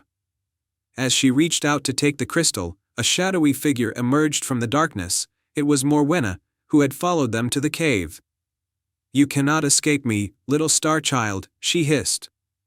"The heart tree's power will be mine." Lyra stood her ground, holding the crystal tightly. "I will not let you harm my home, Morwenna." Morwenna's eyes blazed with anger as she unleashed a bolt of dark magic. But Lyra, with the crystal of dawn's embrace in her hands, summoned a shield of pure light, deflecting the attack. The crystal's power surged through her, and she felt an ancient, celestial strength within her. With a shout of defiance, Lyra directed the crystal's light toward Morwenna, enveloping her in its radiant glow. The sorceress screamed as the light dispelled her dark magic, and in a flash, she was gone, banished from the land forever. Lyra and her friends returned to Stardew, the crystal of dawn's embrace glowing brightly in her hands. The villagers rejoiced, and Eldrin welcomed her back with open arms. Lyra placed the crystal at the base of the heart tree, its light merging with the tree's magic, strengthening the bond between the land and the stars. From that day forward, Lyra was known as the guardian of the glade. She continued to protect and nurture the magic of the star glade, ensuring that the light of the heart tree would shine brightly for generations to come. And so, under the watchful gaze of the stars, the kingdom of Eldoria flourished, forever grateful to the brave star child who saved them all. And they all lived happily ever after. Once upon a time, in a cozy village nestled between rolling green hills, lived a young girl named Clara. Clara was known throughout the village for her vivid imagination and her love for stargazing. Every night, she would sit by her window, staring up at the sky, and dream of adventures among the stars. One crisp, clear night, as Clara gazed up at the twinkling sky, she noticed something extraordinary. A star, brighter than any she had ever seen, began to twinkle and then slowly descend from the heavens. It floated down, landing softly in her garden. Intrigued and excited, Clara rushed outside to see the star up close. In her garden, the star transformed into a beautiful, glowing figure. The figure had delicate, shimmering wings and a warm, gentle smile. "Hello, Clara," the figure said in a melodious voice. "I am Stella, a star fairy. I've come because I heard your wishes and dreams as you gazed at the night sky." Clara's eyes widened with wonder. "A star fairy? I've never heard of such a thing. What brings you here?" Stella smiled. "I've come to grant you one wish, Clara. Anything your heart desires." Clara thought for a moment, then replied, "I wish to bring happiness and prosperity to my village. The people here are kind and hard-working, but they've faced many hardships lately." Stella's eyes twinkled with delight. "A noble wish, indeed. Your kindness and selflessness will be rewarded. But remember, true happiness and prosperity come from within and from helping one another." With a wave of her wand, Stella cast a sparkling spell over the village. The once ordinary garden now shimmered with magical flowers that bloomed even in the darkest night, fruits that never spoiled, and herbs that could cure any ailment. As the days passed, the villagers began to notice the changes. The fields yielded abundant crops, the animals were healthy and thriving, and the people themselves seemed more joyful and full of energy. Clara's garden became a sanctuary where everyone gathered to share stories, laughter, and dreams. One day, a traveling merchant named Elias arrived in the village. He was amazed by the vibrant atmosphere and the happiness that radiated from everyone. He visited Clara's garden and was welcomed with open arms. Clara shared the story of Stella, the star fairy, and the wish she had made. Elias was deeply moved by Clara's story. "I have traveled far and wide, but I've never seen such a place of harmony and joy. You and your village have something truly special." Elias decided to stay in the village, and with his knowledge of trade and craftsmanship, he helped the villagers create beautiful goods to sell in neighboring towns. The village prospered even more, becoming known as a place of magic and happiness. Years passed, and Clara grew up, but she never lost her love for the stars. Every night, she would still gaze up at the sky, thanking Stella for the gift she had given. One evening, as she sat by her window, Stella appeared once again. "Clara," Stella said, "you have used your wish wisely and brought great joy to your village. But now it is time for you to embark on your own adventure." Stella handed Clara a small, glowing star. "This star will guide you wherever you wish to go. Follow it, and it will lead you to new dreams and new adventures." Clara hugged Stella, filled with gratitude. "Thank you, Stella. I will cherish this gift and continue to spread happiness wherever I go." With the glowing star in hand, Clara set off on a journey beyond her village, exploring new lands, meeting new people, and sharing the magic of the star with everyone she encountered. Her adventures became legendary, and the tale of Clara and the star's gift was told in villages far and wide. And so, Clara's story lived on, a reminder that with a kind heart and a wish for the happiness of others, one could light up the world like the brightest star in the sky. Once upon a time, in a charming village nestled between emerald hills and a sparkling river, there was a tale of a mystical dream weaver. The dream weaver was said to possess the power to weave dreams into reality and bring joy and prosperity to those who were pure of heart. The villagers had long believed that one day, the dream weaver would visit their land and bestow its magic upon them. In this village lived a young boy named Leo, who was known for his boundless imagination and kindness. Leo loved to dream of far-off places and magical adventures, and he often shared his dreams with the villagers, bringing them comfort and hope. One day, Leo learned that the Dreamweaver was real and that it had been hiding in the forest for centuries. Determined to help his village, Leo decided to find the Dreamweaver and bring its magic back to his home. The first challenge, the Forest of Whispers. Leo's journey began in the Forest of Whispers, a mystical forest where the trees seemed to murmur ancient secrets. As he walked along the winding path, he came upon a wise old fox with fur that shimmered like moonlight. To pass through the Forest of Whispers, the fox said with a voice as gentle as the breeze, "You must solve this riddle. I have cities but no houses, forests but no trees, and rivers but no water. What am I?" Leo thought for a moment and answered, "A map." The fox's eyes glowed with approval, and it pointed to a hidden path that led deeper into the forest. "Follow this path to reach the next challenge," the fox instructed. The second challenge, the Bridge of Echoes. Following the path, Leo soon arrived at the Bridge of Echoes, a graceful bridge arching over a serene, shimmering lake. The bridge was guarded by a mystical swan with feathers that sparkled like stars. To cross the Bridge of Echoes, the swan said with a melodic voice, "You must answer this question. What has keys but cannot open locks, space but no room, and you can play but not touch?" Leo pondered the question and replied, "A piano." The swan's eyes twinkled with delight, and it spread its wings to reveal a shimmering pathway across the lake. Leo carefully crossed the bridge, feeling a sense of excitement as he approached the next part of his journey. The third challenge, the Cave of Reflections. On the other side of the lake, Leo discovered the Cave of Reflections, a grand cave with walls that seemed to mirror the starry sky. At the entrance of the cave was a grand, ancient door adorned with celestial symbols. A soft, soothing voice echoed from within the cave, "To unlock this door and find the Dreamweaver, you must reveal your true heart. Share your deepest wish and prove that you seek it with sincerity." Leo took a deep breath and spoke earnestly, "My deepest wish is to find the Dreamweaver and bring its magic back to my village. I want to use its power to bring joy and prosperity to my people." The cave's walls shimmered with a warm, golden light, and the ancient door slowly creaked open, revealing a magnificent chamber bathed in moonlight. In the center of the chamber stood the Dreamweaver, a figure cloaked in shimmering stardust, surrounded by glowing threads of light. The revelation, the Dreamweaver's gift. The Dreamweaver smiled at Leo and spoke in a voice like a gentle breeze, "You have shown great courage and sincerity, young dreamer.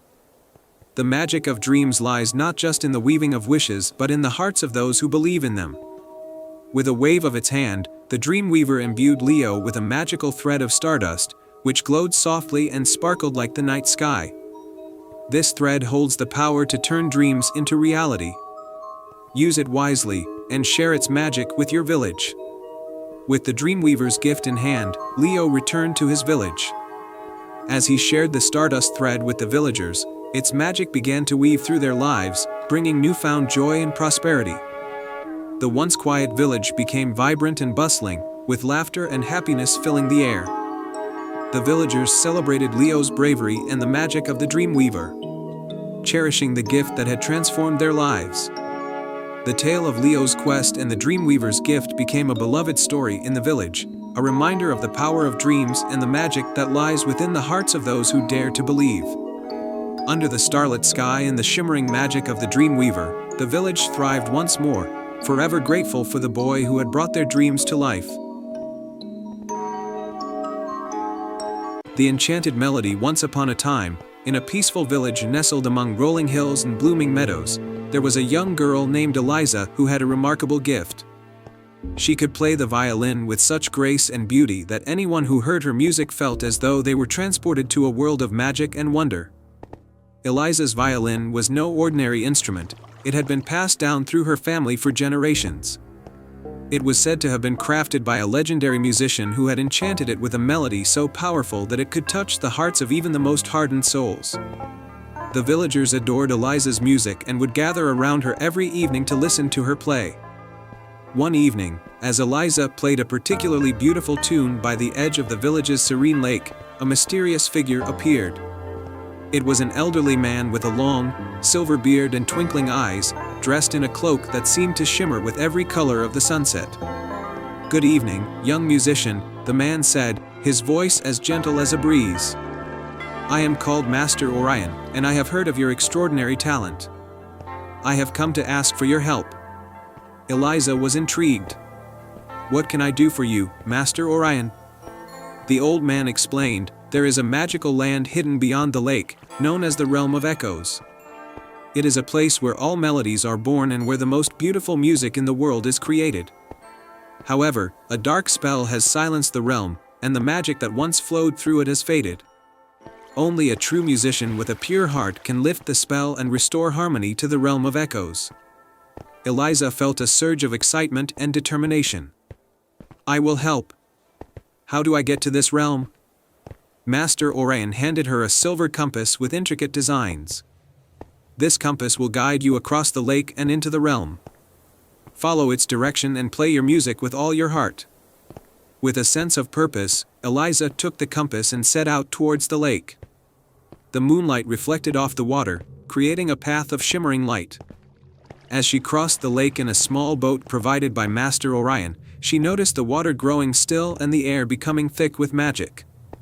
The boat reached a small, mist-covered island, and Eliza followed the compass, which led her to a hidden entrance covered with vines and flowers. As she stepped through the entrance, she found herself in the Realm of Echoes. The land was beautiful but eerily silent, with trees that seemed to have lost their color and flowers that were no longer vibrant. In the heart of the realm stood an ancient, towering tree with branches that seemed to stretch endlessly into the sky. The tree's trunk was adorned with glowing runes that pulsed faintly. Eliza approached the tree, her heart filled with both hope and trepidation. As she drew her violin from its case, she noticed a strange and heavy silence that seemed to weigh upon her. She took a deep breath, positioned her bow, and began to play. She poured all of her emotions into the music, her joy, her sadness, her hope. The notes she played were gentle and soothing, yet they carried a profound depth. As the music flowed, the once dull colors of the realm began to come alive.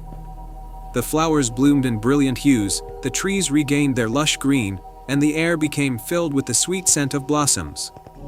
The ancient tree's runes glowed brighter, and a soft, melodious harmony joined her music, as if the realm itself was singing along. Eliza played on, her melody weaving through the land, awakening the magic that had been dormant for so long. The ground beneath her feet seemed to hum with life, and a warm, golden light spread throughout the realm. When she finished playing, the Realm of Echoes was transformed. The land was now vibrant and full of life, and the air was filled with a symphony of harmonious sounds. Master Orion appeared beside her, his eyes shining with pride. "You have done it, Eliza," he said. "Your music has restored the magic of the realm and lifted the spell. The Realm of Echoes is once again a place of beauty and enchantment, all thanks to your pure heart and incredible talent." Eliza smiled, feeling a deep sense of fulfillment. "Thank you for guiding me here and giving me this opportunity. It has been an honor to bring this place back to life." Master Orion nodded and handed her a small, ornate box. "This is a token of our gratitude. Inside, you will find a special gift that will remind you of your journey and the magic you've restored." Eliza opened the box to find a delicate, silver locket shaped like a musical note. Inside the locket was a tiny, shimmering crystal that seemed to pulse with a gentle light. "This locket will hold the essence of your music and the magic of the Realm of Echoes," Master Orion explained. "Whenever you need inspiration or wish to remember this land, it will remind you of the magic within you." With a final farewell, Eliza returned to her village, the locket safely around her neck. Her music continued to bring joy and wonder to the villagers, and the legend of her adventure became a cherished tale. The Realm of Echoes remained a magical place, hidden from view but forever touched by the melody of a kind-hearted musician. And so, Eliza lived happily ever after, her music forever resonating with the magic of the enchanted realm she had restored. I hope you enjoyed this fairy tale. The tale of the forgotten forest. Once upon a time, nestled between towering mountains and flowing rivers, there was a small village called Fernwood. The villagers were a simple folk, living in harmony with nature, tending to their crops and animals, and always careful never to venture into the nearby forest. The forest was dense, dark, and full of ancient secrets. It was known as the Forgotten Forest, and it had been said for generations that anyone who entered never returned. In Fernwood, there lived a young boy named Finn. Finn was unlike the other villagers. While they feared the forest, Finn was curious about it. He often stood at the edge of the woods, wondering what mysteries it held. His parents had always warned him to stay away, but his curiosity was too strong to resist. One day, as Finn was playing near the forest's edge, he noticed something unusual, a small, glowing light flickering between the trees. It wasn't like anything he had seen before, and he felt an overwhelming urge to follow it. Without thinking, Finn took a deep breath and stepped into the forest. As soon as he entered, the world around him changed. The air was cooler, and the light of the sun barely penetrated the thick canopy of leaves. The trees seemed to whisper as the wind passed through them, and the ground was covered in soft moss that muffled his footsteps. The glowing light moved deeper into the forest, and Finn followed, drawn by its gentle glow. After what felt like hours of walking, Finn found himself in a small clearing. In the center of the clearing was an enormous oak tree, its bark twisted and gnarled with age. The glowing light hovered near the tree, and as Finn approached, he realized it wasn't just a light, it was a tiny, glowing creature, no bigger than his hand. It had delicate wings and a gentle, friendly face. "Welcome, young one," the creature said in a voice that was both musical and soothing. "I am Lyra, a guardian of the Forgotten Forest. I have been waiting for you." Finn was amazed. "Waiting for me? Why?" "The forest has long been forgotten by your people, feared and shunned," Lyra explained. "But it was not always so. This forest was once a place of great magic and beauty, where humans and creatures like me lived in harmony. But over time, fear and ignorance took hold, and the forest was abandoned, its magic fading." Finn listened intently, his curiosity growing. "But what can I do? I'm just a boy." "You are more than just a boy, Finn," Lyra said with a smile. "You have the heart of an adventurer, the spirit of someone who seeks truth. The forest has chosen you to restore its magic, to remind the people of Fernwood of the beauty and wonder that lies within these woods." Lyra flew to the base of the great oak tree and touched it with her tiny hand. The tree began to glow, and a door slowly appeared in its trunk. Inside this tree lies the heart of the forest, a powerful crystal that holds the magic of this land. But it has been dormant for many years. If you can awaken it, the forest will be restored to its former glory. Finn hesitated for a moment, but then nodded. "I'll do it," he said, determination in his voice. Lyra smiled and flew to his shoulder. "You won't be alone. I'll guide you." Finn stepped through the door in the oak tree and found himself in a tunnel lined with roots and glowing with a soft, green light. The tunnel led downward, spiraling deeper into the earth. As he walked, he encountered strange creatures, friendly woodland spirits, talking animals, and ancient guardians who tested his courage and kindness. Each time, Finn passed the tests, earning their respect and help. Finally, after what felt like days, Finn reached the end of the tunnel. There, in a cavern filled with the sound of flowing water and the scent of wildflowers, he saw the heart of the forest. It was a large, clear crystal, but its light was dim, barely flickering. Finn approached the crystal and placed his hand on it. It was cold to the touch, and for a moment, he felt a wave of sadness and loss. But then he remembered Lyra's words, the beauty of the forest, and the creatures he had met along the way. He closed his eyes and focused on the love he felt for the forest, for its magic and wonder. As he did, the crystal began to warm beneath his hand. Its light grew brighter and brighter until it filled the entire cavern with a brilliant glow. The sound of the flowing water grew louder, more vibrant, and the air filled with the sweet scent of blooming flowers. When Finn opened his eyes, the heart of the forest was shining brightly, pulsing with life. The cavern around him was transformed into a lush garden, full of vibrant plants and singing birds. Lyra hovered beside him, her smile radiant. You did it, Finn, she said. The forest is alive again, thanks to you. Finn felt a deep sense of joy and peace. But what about the people of Fernwood? Will they still fear the forest? Lyra nodded. They will, at first. But when they see the changes, when they feel the magic in the air, their hearts will begin to change. And you, Finn, will be the one to lead them back to the forest, to show them that there is nothing to fear. With Lyra by his side, Finn returned to Fernwood. The villagers were astonished by the changes in the forest. The once dark and ominous woods were now filled with light and life. Flowers bloomed at the edge of the trees, animals played without fear, and the air was filled with the sweet scent of wild herbs. Finn told the villagers of his journey, of the heart of the forest, and of the magic that had been restored. Slowly, the people of Fernwood began to venture into the forest again. They rediscovered its beauty, and the bond between the village and the forest was restored. And so, the forgotten forest was forgotten no more. It became a place of wonder and magic, a reminder of the harmony between nature and humanity. Finn grew up to become a great leader, always guiding his people with the same courage and kindness that had led him to the heart of the forest.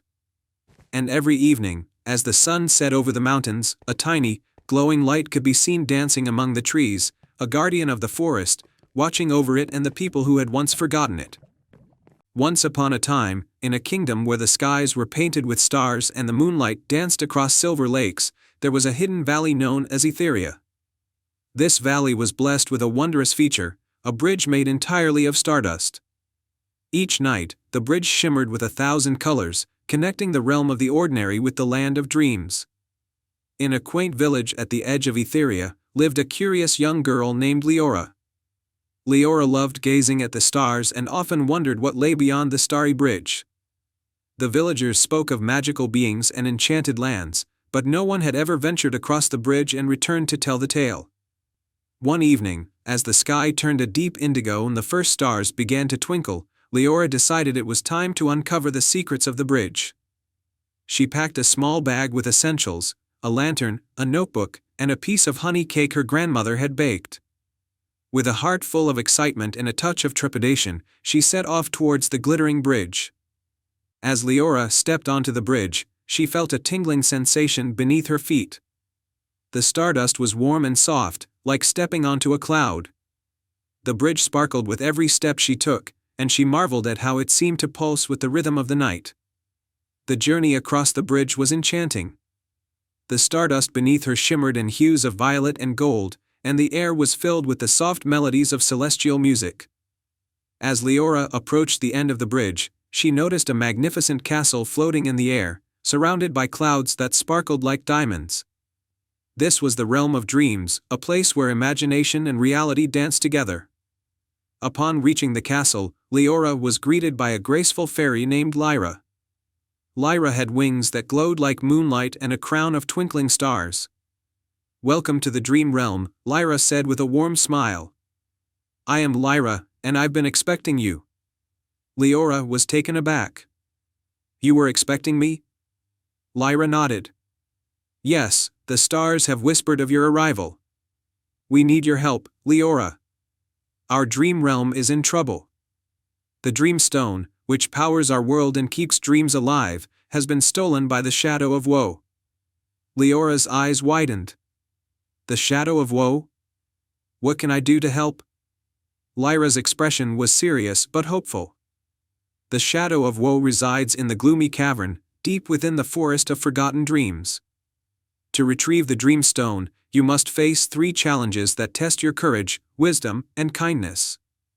Without hesitation, Leora agreed to help. Lyra gave her a magical compass that would guide her through the forest and offered a piece of moonlight to light her path. With a determined heart, Leora set off on her quest. The forest of forgotten dreams was a maze of twisted trees and misty pathways. The first challenge awaited her, a giant, sleeping dragon guarding a shimmering key. Leora had to solve a riddle to awaken the dragon without frightening it. The riddle was, what can you hold in your left hand but not in your right?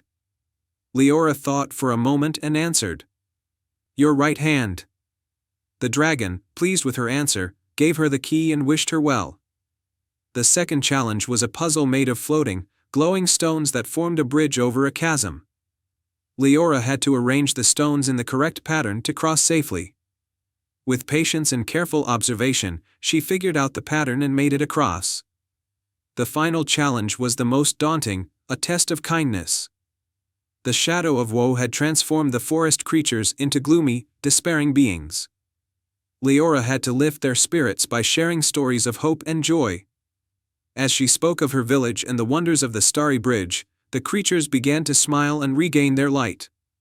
Even the shadow of woe felt a change in its heart. When Leora reached the gloomy cavern, she found the dream stone hidden in a dark, cold corner. As she reached for it, the shadow of woe appeared, its form flickering with sadness and anger. Leora took a deep breath and spoke kindly to the shadow. "I know you're not truly wicked. You've been lonely and forgotten. Let us help you find joy again." The shadow of woe's dark form began to soften. With Leora's encouragement, the shadow transformed back into a gentle spirit. It revealed that it had stolen the dream stone out of desperation, hoping to be remembered. Leora offered her friendship and promised that it would always have a place in the dream realm. With the dream stone in hand, Leora returned to the castle. The dream stone was restored to its rightful place, and the dream realm once again shimmered with vibrant colors and joyful dreams. Lyra and the other inhabitants of the realm celebrated Leora's bravery and kindness. As a token of their gratitude, Lyra granted Leora a special gift, a small vial of stardust that would allow her to visit the dream realm whenever she wished. Leora thanked Lyra and the inhabitants of the dream realm before making her way back across the starry bridge. When she returned to her village, Leora shared her adventure with the villagers, inspiring them with stories of the dream realm and the magic of the starry bridge. And each night, as she gazed up at the stars, she knew that the bridge was not just a path between worlds but a symbol of the magic that lies in the courage and kindness of a single heart. Once upon a time, in a kingdom surrounded by rolling hills and lush meadows, there was a village called Rivendell. The villagers were kind and hardworking, and they had one beloved tradition. Every year, they would celebrate the Festival of Lights, which illuminated the entire village with glowing lanterns. However, one year, a mysterious fog descended upon the village, making it impossible for the villagers to light their lanterns. In this village lived a young girl named Leora. She was known for her bright spirit and unyielding curiosity. She loved the Festival of Lights more than anything and was determined to find a way to save it. The village elders, though concerned, had given up hope, believing that the fog would never lift. One day, as Leora wandered through the forest near Rivendell, she stumbled upon an old, forgotten path. Driven by her desire to help, she followed the path deep into the forest. After hours of walking, she found herself in front of a grand, ancient oak tree. The tree had a door carved into its trunk, which seemed to glow faintly. With a deep breath, Leora opened the door and stepped inside. The inside of the tree was a magical chamber, filled with glowing mushrooms and crystal-clear streams. In the center of the chamber was a wise old elf named Thorn, who had been guarding a special lantern for centuries. Thorn welcomed Leora and explained that the lantern was no ordinary one. It was the Lantern of Leora, named after a brave ancestor of hers who had once saved the kingdom from darkness. The lantern had the power to lift any magical fog, but it needed to be activated by someone with a pure heart and great courage. Thorn told Leora that the lantern could only be used once every 100 years and that its power had been sealed by a dark enchantment to prevent it from being used recklessly. To unlock the lantern's magic, Leora needed to complete 3 tasks, each representing a virtue: kindness, bravery, and wisdom. Task 1. Kindness. The first task led Leora to the River of Echoes, where a family of swans had been trapped by tangled reeds. The swans were desperate to be freed, but the reeds were too thick for them to navigate. Leora used her hands and tools to carefully untangle the reeds, freeing the swans. In gratitude, the swans gave her a feather each, which she was to keep as a symbol of kindness. Task 2. Bravery. For the second task, Leora ventured into the Whispering Caverns, where an enormous dragon had been guarding a precious gemstone. The dragon, though fierce, was actually under a spell that made it act out of anger and fear. Leora approached the dragon with a gentle heart, speaking to it with kind words and soothing gestures. She discovered that the dragon's spell was a result of a broken heart, and by offering it one of the swan feathers as a token of friendship, she broke the enchantment. The dragon was restored to its gentle self and gave Leora the gemstone as a reward for her bravery. Task 3, Wisdom. The final task took Leora to the enchanted library, where she needed to solve a riddle written on an ancient scroll.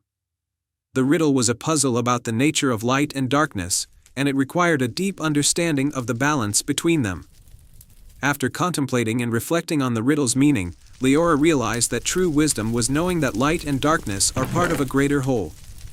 She answered the riddle correctly, unlocking the scroll's magic and receiving a glowing crystal as a symbol of wisdom. With all three symbols of virtue, swan feathers, the gemstone, and the glowing crystal, Leora returned to the ancient oak tree. Thorn welcomed her back and was impressed by her achievements. Leora placed the symbols around the lantern of Leora, and the lantern's magic began to shine brightly. The lantern cast a brilliant light that cut through the fog surrounding Rivendell. As the light from the lantern reached the village, the fog lifted, and the villagers were amazed to see the Festival of Lights restored. The lantern's glow brought warmth and joy to the village, and the festival was more magnificent than ever before. The villagers celebrated Leora's bravery and kindness, and she became a hero in Rivendell. The lantern was returned to its place in the ancient oak tree, ready to be used again in another 100 years. Leora's story was told for generations, and her name became a symbol of courage and compassion. And so, the Festival of Lights continued to shine brightly in Rivendell, a testament to the power of kindness, bravery, and wisdom. In the serene village of Luminara, nestled at the edge of a vast forest, there was a magical lake known as Starry Lake. Each night, the lake would shimmer with 1,000 points of light, reflecting the stars above. The villagers spoke of an ancient legend that a rare moonstone, hidden deep beneath the lake, had the power to grant a single, heartfelt wish to those who found it. Arya, a brave and kind-hearted young woman, had always been fascinated by this legend. Her village was facing a severe drought, and she hoped the moonstone could bring rain and restore their lands. As the full moon rose high in the sky, bathing everything in a soft, silvery light, Arya decided to embark on a quest to find the moonstone. Arya set out with a lantern, a map of the village, and a small satchel of supplies. She walked through the forest, the moonlight guiding her way. The trees whispered ancient secrets, and the path was lined with glowing mushrooms. Along the way, Arya encountered a wise old owl perched on a low branch. "Hoot, you seek the moonstone, I see," the owl said. "To reach it, you must first find the 3 enchanted keys scattered across the forest. They will unlock the path to the moonstone." Arya thanked the owl and continued her journey. The forest was alive with magical creatures and mystical sights. She knew her quest was just beginning. Key 1. The Key of Courage. The first key was hidden in a cave guarded by a fearsome dragon. The cave's entrance was shrouded in mist, and the dragon's fiery breath lit up the darkness within. Arya approached the cave with a steady heart. She noticed a small, clever mechanism on the cave's entrance that would distract the dragon. Using a well-aimed stone and a bit of bravery, she created a diversion. While the dragon was distracted, she swiftly retrieved the Key of Courage from within the cave. The dragon, recognizing Arya's bravery, allowed her to leave in peace. Key 2. The Key of Wisdom. The second key lay in the heart of an ancient, magical library guarded by a talking tree. The library was filled with scrolls and books that glowed with a faint light. The tree, with branches like outstretched arms, presented Arya with a riddle. "Forward I am heavy, but backward I am not. What am I?" Arya thought deeply, recalling tales from her childhood. With a smile, she answered, "The answer is Tun." The tree's branches swayed in approval, and the Key of Wisdom appeared from among the scrolls. Key 3. The Key of Kindness. The final key was located in a meadow where various magical creatures were in distress. A wicked enchantment had caused the creatures to argue and fight. Arya, with her gentle nature and compassion, calmed the creatures and helped them resolve their conflicts. In gratitude, the creatures revealed the key of kindness hidden beneath a large, blooming flower. Arya took the key, knowing that her kindness had restored peace to the meadow. With all three keys in hand, Arya made her way back to Starry Lake. The lake's surface sparkled with moonlight, and a mysterious, magical door beneath the water awaited her. The door was adorned with intricate designs and 3 keyholes. Arya inserted the keys into their respective slots. As each key turned, the door glowed brighter, and a soft, melodious chime echoed through the lake. With a final click, the door opened to reveal a hidden underwater passageway. Arya followed the passageway to a grand underwater chamber. In the center of the chamber stood a pedestal with the moonstone resting atop it. The stone was radiant, its light pulsating with a soft, calming glow. As Arya approached, a gentle voice filled the chamber. "You have proven your courage, wisdom, and kindness.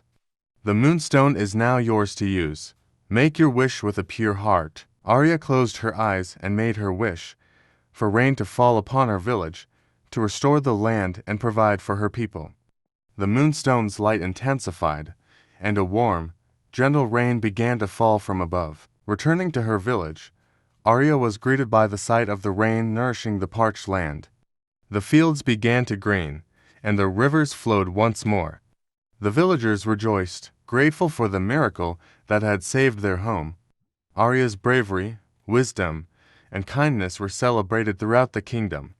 The legend of the Moonstone and the hero who found it became a cherished tale in Luminara. The Moonstone was placed in a special shrine by the lake, where its light continued to shine as a beacon of hope and magic. The tale of Arya's quest inspired generations to come, reminding them that true magic lies in the qualities of the heart. And so, the story of the Starry Lake and the Moonstone quest became a timeless legend, a symbol of the power of courage, wisdom, and kindness. Once upon a time, in the mystical kingdom of Evernight, the land was always shrouded in twilight. The sky was a canvas of stars, and the moon shone perpetually, casting a silvery glow on everything. The people of Evernight lived in harmony, their lives illuminated by the gentle light of the moon and stars. However, there was one problem: the kingdom had never seen the sun. It was said that long ago, a powerful sorceress had cursed the land, and the sun had vanished. In the royal palace of Evernight, King Alaric and Queen Alara ruled wisely and kindly. They had a son named Prince Orion, a brave and curious young man. Despite the beauty of their perpetual night, Orion longed to see the sun.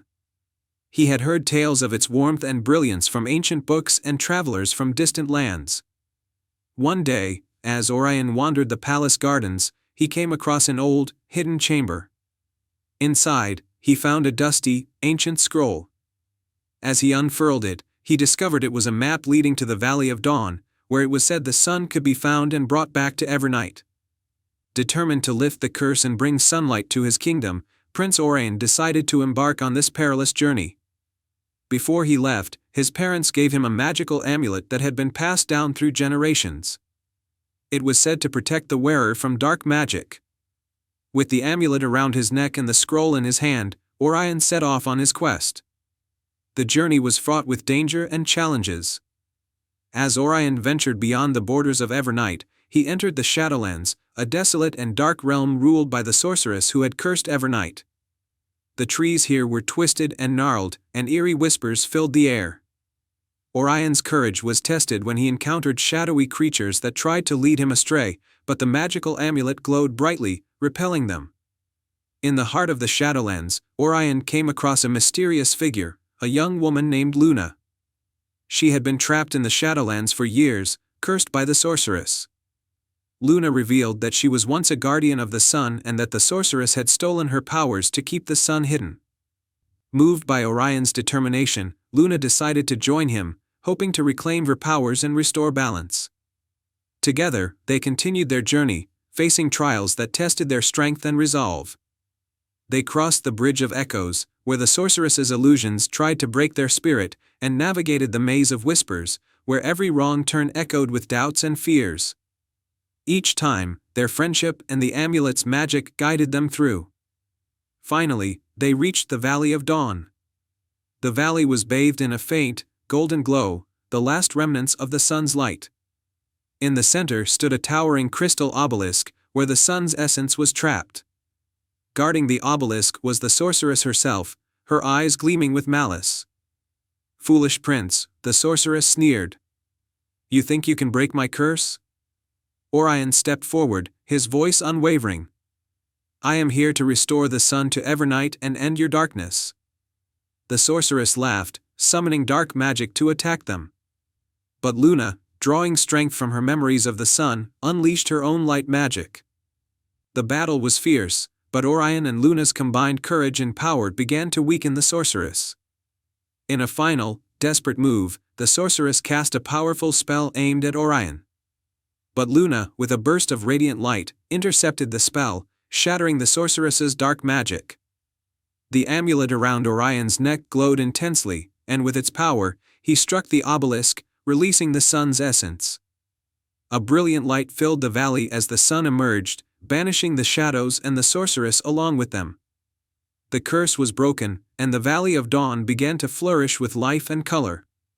Luna's powers were fully restored, and she transformed into a radiant guardian once more. With the sun's essence in hand, Orion and Luna returned to Evernight. As they approached the kingdom, the first rays of sunlight began to pierce the perpetual twilight. The people of Evernight gathered in awe, witnessing the dawn for the first time. Prince Orion placed the sun's essence in the heart of Evernight, and the kingdom was bathed in warm, golden light. The land, once shrouded in eternal night, now flourished with vibrant colors and life. The people rejoiced, and Evernight was renamed Dawnlight in honor of the newfound sunlight. King Alaric and Queen Alara embraced their son, proud of his bravery and determination. Luna, now a guardian of both night and day, chose to stay and protect the balance of light in the kingdom. Under the warm sun, Dawnlight prospered, and the story of Prince Orion's quest became a cherished legend. And so, the kingdom of Dawnlight lived happily ever after, forever grateful for the brave prince who brought the sun back to their lives. The end. Once upon a time, in a lush green forest, there stood a mighty oak tree. This tree was home to many animals, but its most special treasure was the little acorn that hung from one of its branches. The little acorn was small but full of dreams. It often looked down at the forest floor and wondered what it would be like to grow into a big, strong tree just like its mother. The other acorns laughed at the little acorn because it was so small and always dreaming. "You'll never be as big as the oak tree," they teased. But the little acorn didn't listen to them. It believed in itself and knew that one day, it would be something great. One windy autumn day, the little acorn felt a strong breeze shake the branches of the oak tree. The wind was so powerful that it made the little acorn tremble. Suddenly, the little acorn lost its grip on the branch and began to fall. Down, down, down it tumbled, until it landed softly on the forest floor. The little acorn looked around and saw the tall grass, colorful mushrooms, and even a family of squirrels who lived nearby. Everything seemed so big, and the little acorn felt so small. But instead of being scared, the little acorn whispered to itself, "This is where my journey begins." The days grew shorter, and the air became colder as winter approached. The little acorn was soon covered by fallen leaves, which kept it warm and safe. Beneath the ground, something magical started to happen.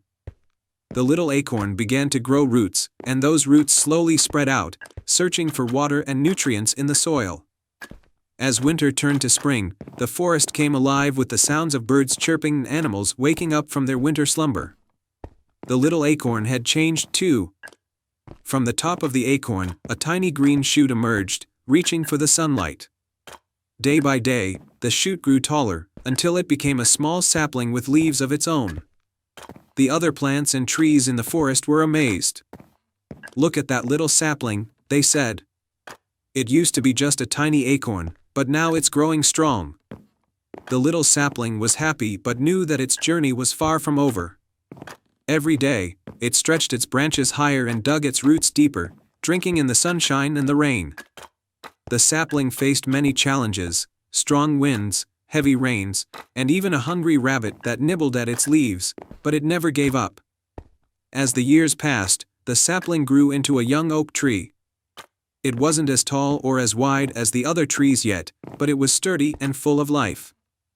The animals in the forest came to know the young oak tree and admired its strength and determination. One summer, a terrible storm swept through the forest. The wind howled, and the rain poured down in sheets. The older trees, tall and strong, were shaken to their roots. Some even lost branches, and a few were uprooted entirely. But the young oak tree stood firm, its deep roots holding it steady in the storm. When the storm finally passed, the forest was quiet. The animals peeked out from their shelters and saw the damage the storm had done. But there, standing tall and proud, was the young oak tree. It had survived the storm without losing a single branch. The forest animals gathered around the young oak tree and cheered. "You were just a little acorn, but now you're a mighty oak. You've shown us all that size doesn't matter, it's the strength inside that counts." The young oak tree was filled with pride and joy. It had grown from a tiny acorn into a strong tree, just like it had always dreamed. And though it still had many years of growing ahead, it knew that it would continue to thrive, no matter what challenges came its way. From that day on, the young oak tree stood as a symbol of hope and courage in the forest. Whenever a new acorn fell to the ground, the animals would tell the story of the brave little acorn that never gave up. And as they listened, the new acorns would dream of the day they, too, would grow into strong, mighty oaks. And so, the little acorn story spread through the forest, inspiring every creature, big and small, to believe in themselves and to never give up on their dreams. And that, dear reader, is the tale of the brave little acorn, who grew into a mighty oak tree. The end. Once upon a time, in a kingdom where the sky shimmered with countless stars every night, there was a small village named Starlight. The villagers of Starlight were known for their wisdom and their deep connection to the night sky, which they believed was filled with magic and wonder. In this village lived a young boy named Finn. Finn had always been fascinated by the stars. Every evening, he would lie on the grass and gaze up at the night sky, dreaming of adventures beyond the village. One evening, as Finn was stargazing, he noticed a single star that seemed to shine brighter than the others. It twinkled with a mesmerizing, golden light. Finn was so entranced by its brilliance that he lost track of time.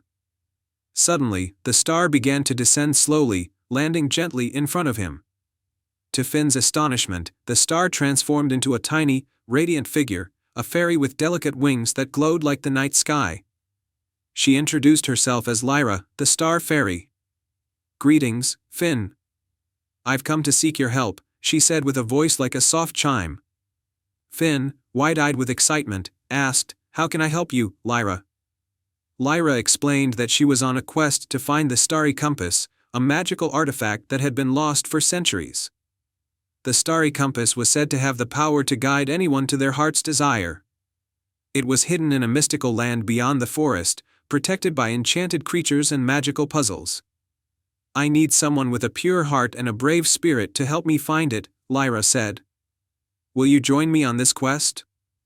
Finn, eager for an adventure, agreed without hesitation. Lyra sprinkled some stardust over Finn, and they set off on their journey.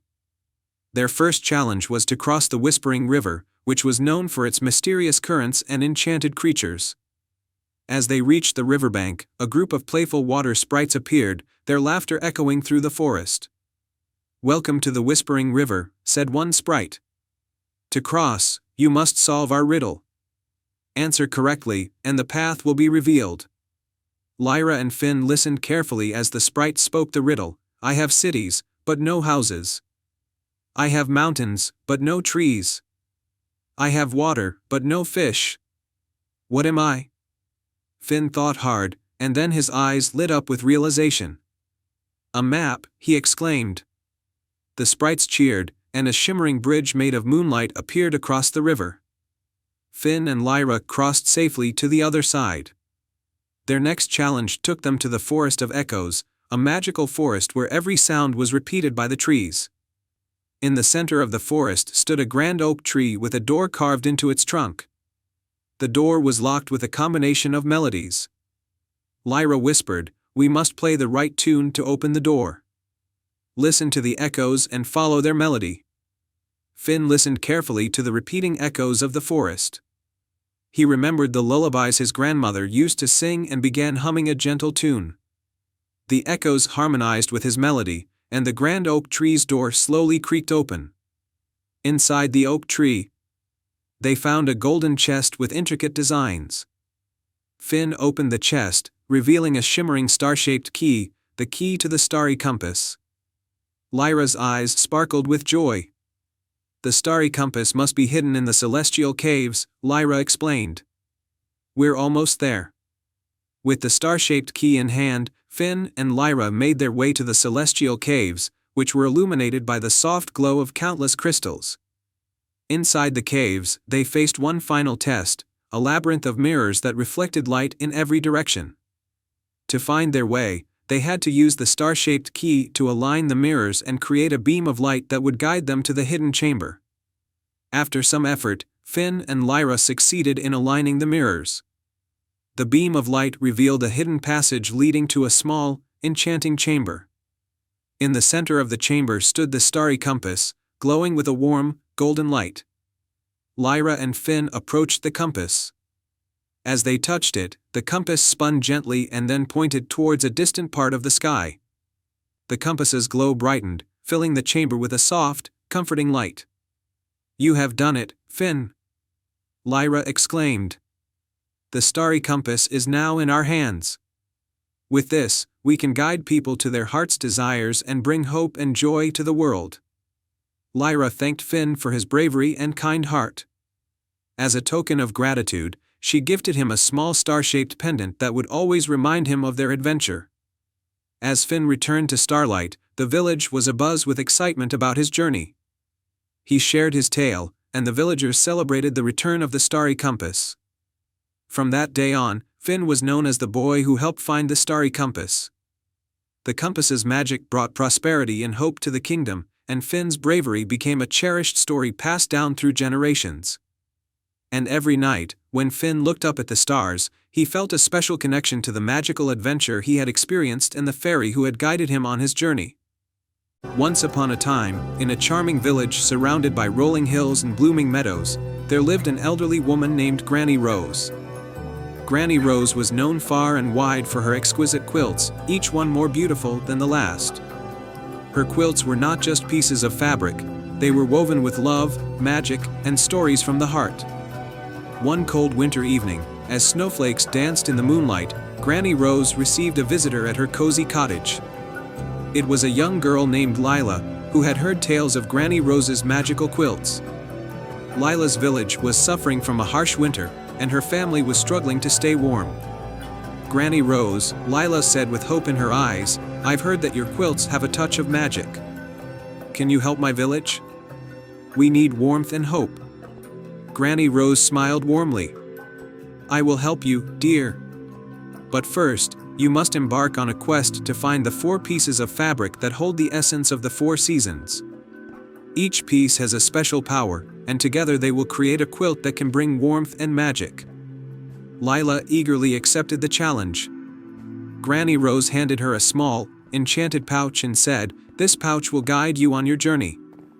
Trust in its magic and follow your heart." With the pouch in hand, Lila set out on her quest. Her first destination was the Forest of Autumn. The trees were ablaze with orange, red, and gold leaves. As Lila walked through the forest, she came across a wise old fox named Oliver. "Hello, young traveler," Oliver said. "I can help you find the autumn fabric, but first, you must solve my riddle. What has keys but can't open locks, and is played with but never touched?" Lila thought carefully and answered, "A piano." Oliver nodded approvingly and led her to a glade where the autumn fabric was hidden beneath a blanket of fallen leaves. The fabric was rich with the colors of fall and shimmered with a warm, golden glow. Lila carefully placed it in her pouch and thanked Oliver before moving on to her next destination. The second piece was in the Winter's Peak, a snowy mountain covered in a thick layer of ice. As Lila climbed the mountain, she encountered a friendly snow hare named Elsa. "To find the winter fabric, you must complete a challenge," Elsa said. "Help me gather snowflakes to build a beautiful ice sculpture." Lila eagerly helped Elsa collect delicate snowflakes and shape them into a magnificent sculpture. Once they finished, Elsa revealed the winter fabric, which was as white and sparkling as freshly fallen snow. Lila placed the fabric in her pouch and continued her journey. The third piece was located in the spring meadow, a vibrant field of blooming flowers and singing birds. In the heart of the meadow, Lila met a cheerful butterfly named Bella. "Welcome to spring," Bella said. "To earn the spring fabric, you must help me pollinate the flowers and make the meadow bloom even brighter." Lila and Bella worked together, buzzing from flower to flower. As they finished, the meadow burst into an even more brilliant display of colors. Bella gifted Lila the spring fabric, adorned with the colors of blooming flowers and the scent of new beginnings. With the spring fabric safely in her pouch, Lila's final destination was the summer grove, a lush, sunlit forest filled with the warmth of summer. There, she encountered a wise old owl named Orion. "To find the summer fabric, you must share a story of kindness," Orion said.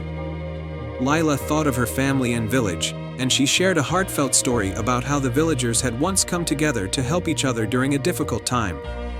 Orion was moved by Lila's story and presented her with the summer fabric, which radiated with the bright, golden hues of summer.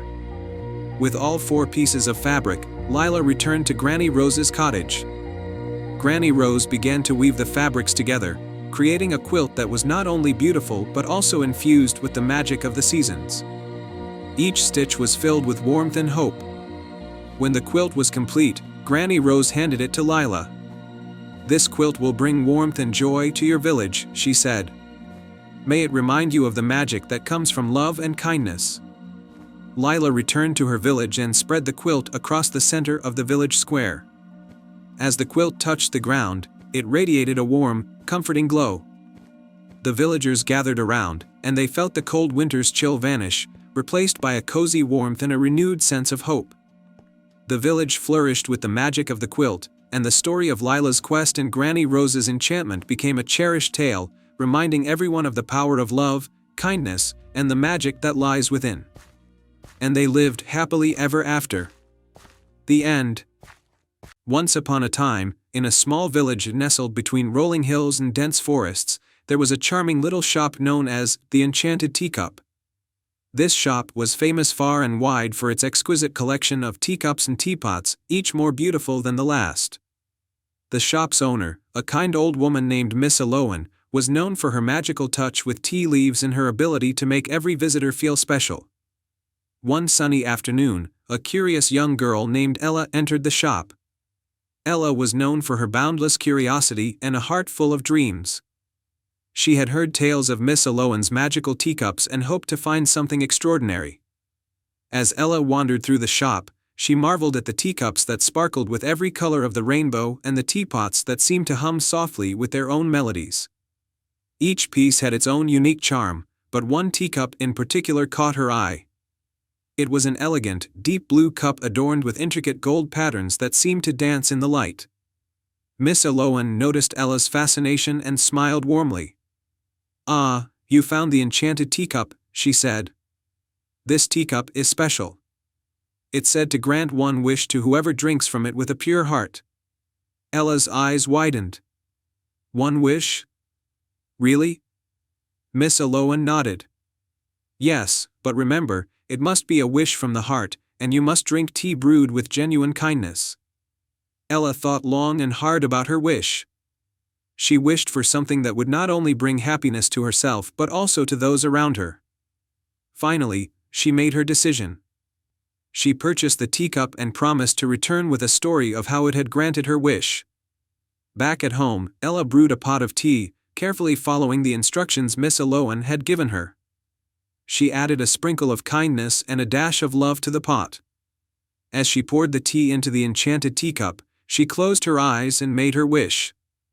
"I wish for a way to bring happiness to my village," she whispered. The tea in the enchanted teacup shimmered with a soft, golden light, and a sweet, calming aroma filled the room. Ella drank the tea with a sense of anticipation, hoping her wish would come true. The next morning, Ella awoke to find something magical had happened. As she stepped outside, she noticed that the entire village was alive with vibrant colors and joyful sounds. The flowers in the gardens had bloomed into dazzling arrays of colors, and the air was filled with the sweet music of birds singing harmonies. Ella discovered that the villagers had been inspired by the magic of the enchanted teacup. Each person had been touched by a sense of joy and creativity, and they had worked together to beautify the village and spread happiness. The children painted murals on the walls, the artisans crafted delightful decorations, and the bakers made delicious treats for everyone to enjoy. Ella felt a warm glow of happiness as she walked through the village. She realized that the true magic of the enchanted teacup was not just in granting a wish, but in inspiring people to come together and create something wonderful. As the days went by, the village continued to thrive with its newfound joy. Miss Aloan visited the village to see the transformation and was delighted by what she saw. She thanked Ella for showing the true power of the enchanted teacup. Ella's wish had not only brought happiness to her village but had also taught her an important lesson, that the magic of kindness and unity was the most powerful magic of all. The enchanted teacup was returned to Miss Aloan's shop, ready to grant another wish when the time was right. And so, the village remained a place of beauty and joy, where every heart was touched by the magic of a single wish made with love and kindness. Once upon a time, on a rugged coast where the sea met the land with a dramatic crash of waves, stood an ancient lighthouse. This lighthouse, known as the Enchanted Lighthouse, was said to hold the power to guide lost souls back home and reveal hidden treasures to those who were pure of heart. The lighthouse had been abandoned for many years, and its light had long since faded. The villagers who lived nearby spoke of the lighthouse in hushed tones, sharing stories of its magical past. They believed that if someone were to restore the lighthouse would once again fulfill its legendary purpose. In a small, coastal village lived a young girl named Mira. Mira was known for her adventurous spirit and her kind heart. She often helped the fishermen and sailors, and her greatest wish was to bring hope and safety to those who ventured out to sea. When Mira heard about the enchanted lighthouse, she felt a deep calling to restore its light. One stormy night, Mira decided to embark on a quest to the lighthouse. She wrapped herself in a warm cloak and set out through the howling wind and driving rain. The journey was treacherous, but Mira's determination and courage kept her going. Upon reaching the lighthouse, Mira found it standing tall and weathered, its once bright paint now faded and chipped. She climbed the winding staircase to the top, where she discovered the old lantern chamber. The lantern was covered in dust and cobwebs, but Mira could see its intricate design and the remnants of its once glowing light. As she examined the lantern, a soft, ethereal voice spoke from within. To restore the light of the enchanted lighthouse, you must complete 3 tasks, each representing a different virtue. Only then will the magic of the lighthouse be awakened. Mira listened carefully as the voice continued. The first task is the task of compassion. Find and heal a wounded sea creature. With determination, Mira descended the lighthouse and ventured to the rocky shore. There, she found a sea turtle tangled in a fishing net, its flippers injured. Mira carefully freed the turtle and tended to its wounds with some herbal remedies she had brought. The sea turtle, grateful for her help, swam away with a newfound vigor, and Mira felt a sense of fulfillment. The second task was the task of bravery. Mira had to face her deepest fear. The voice guided her to a hidden cave beneath the lighthouse. Inside the cave, Mira encountered a swirling vortex of shadows. Her heart raced, but she took a deep breath and stepped into the shadows, finding a hidden chest containing a magical crystal. As she touched the crystal, the shadows vanished, and Mira's courage shone through. The final task was the task of wisdom. Mira had to solve a riddle inscribed on an old, weathered scroll, *, I have cities but no houses, forests but no trees, and rivers but no water. What am I? Star. Mira thought carefully about the riddle and realized the answer. "A map," she said aloud. The scroll glowed with a soft light, and a hidden compartment in the lantern chamber opened, revealing a key.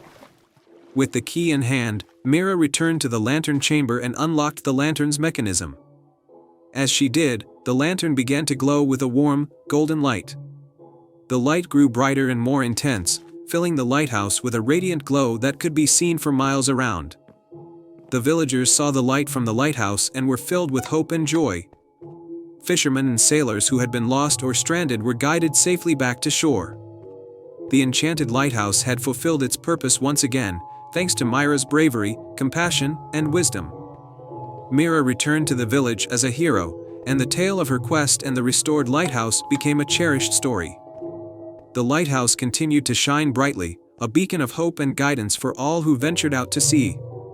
And so, the village thrived, and the enchanted lighthouse stood tall and proud, its light a symbol of the magic that can be found in the virtues of the heart.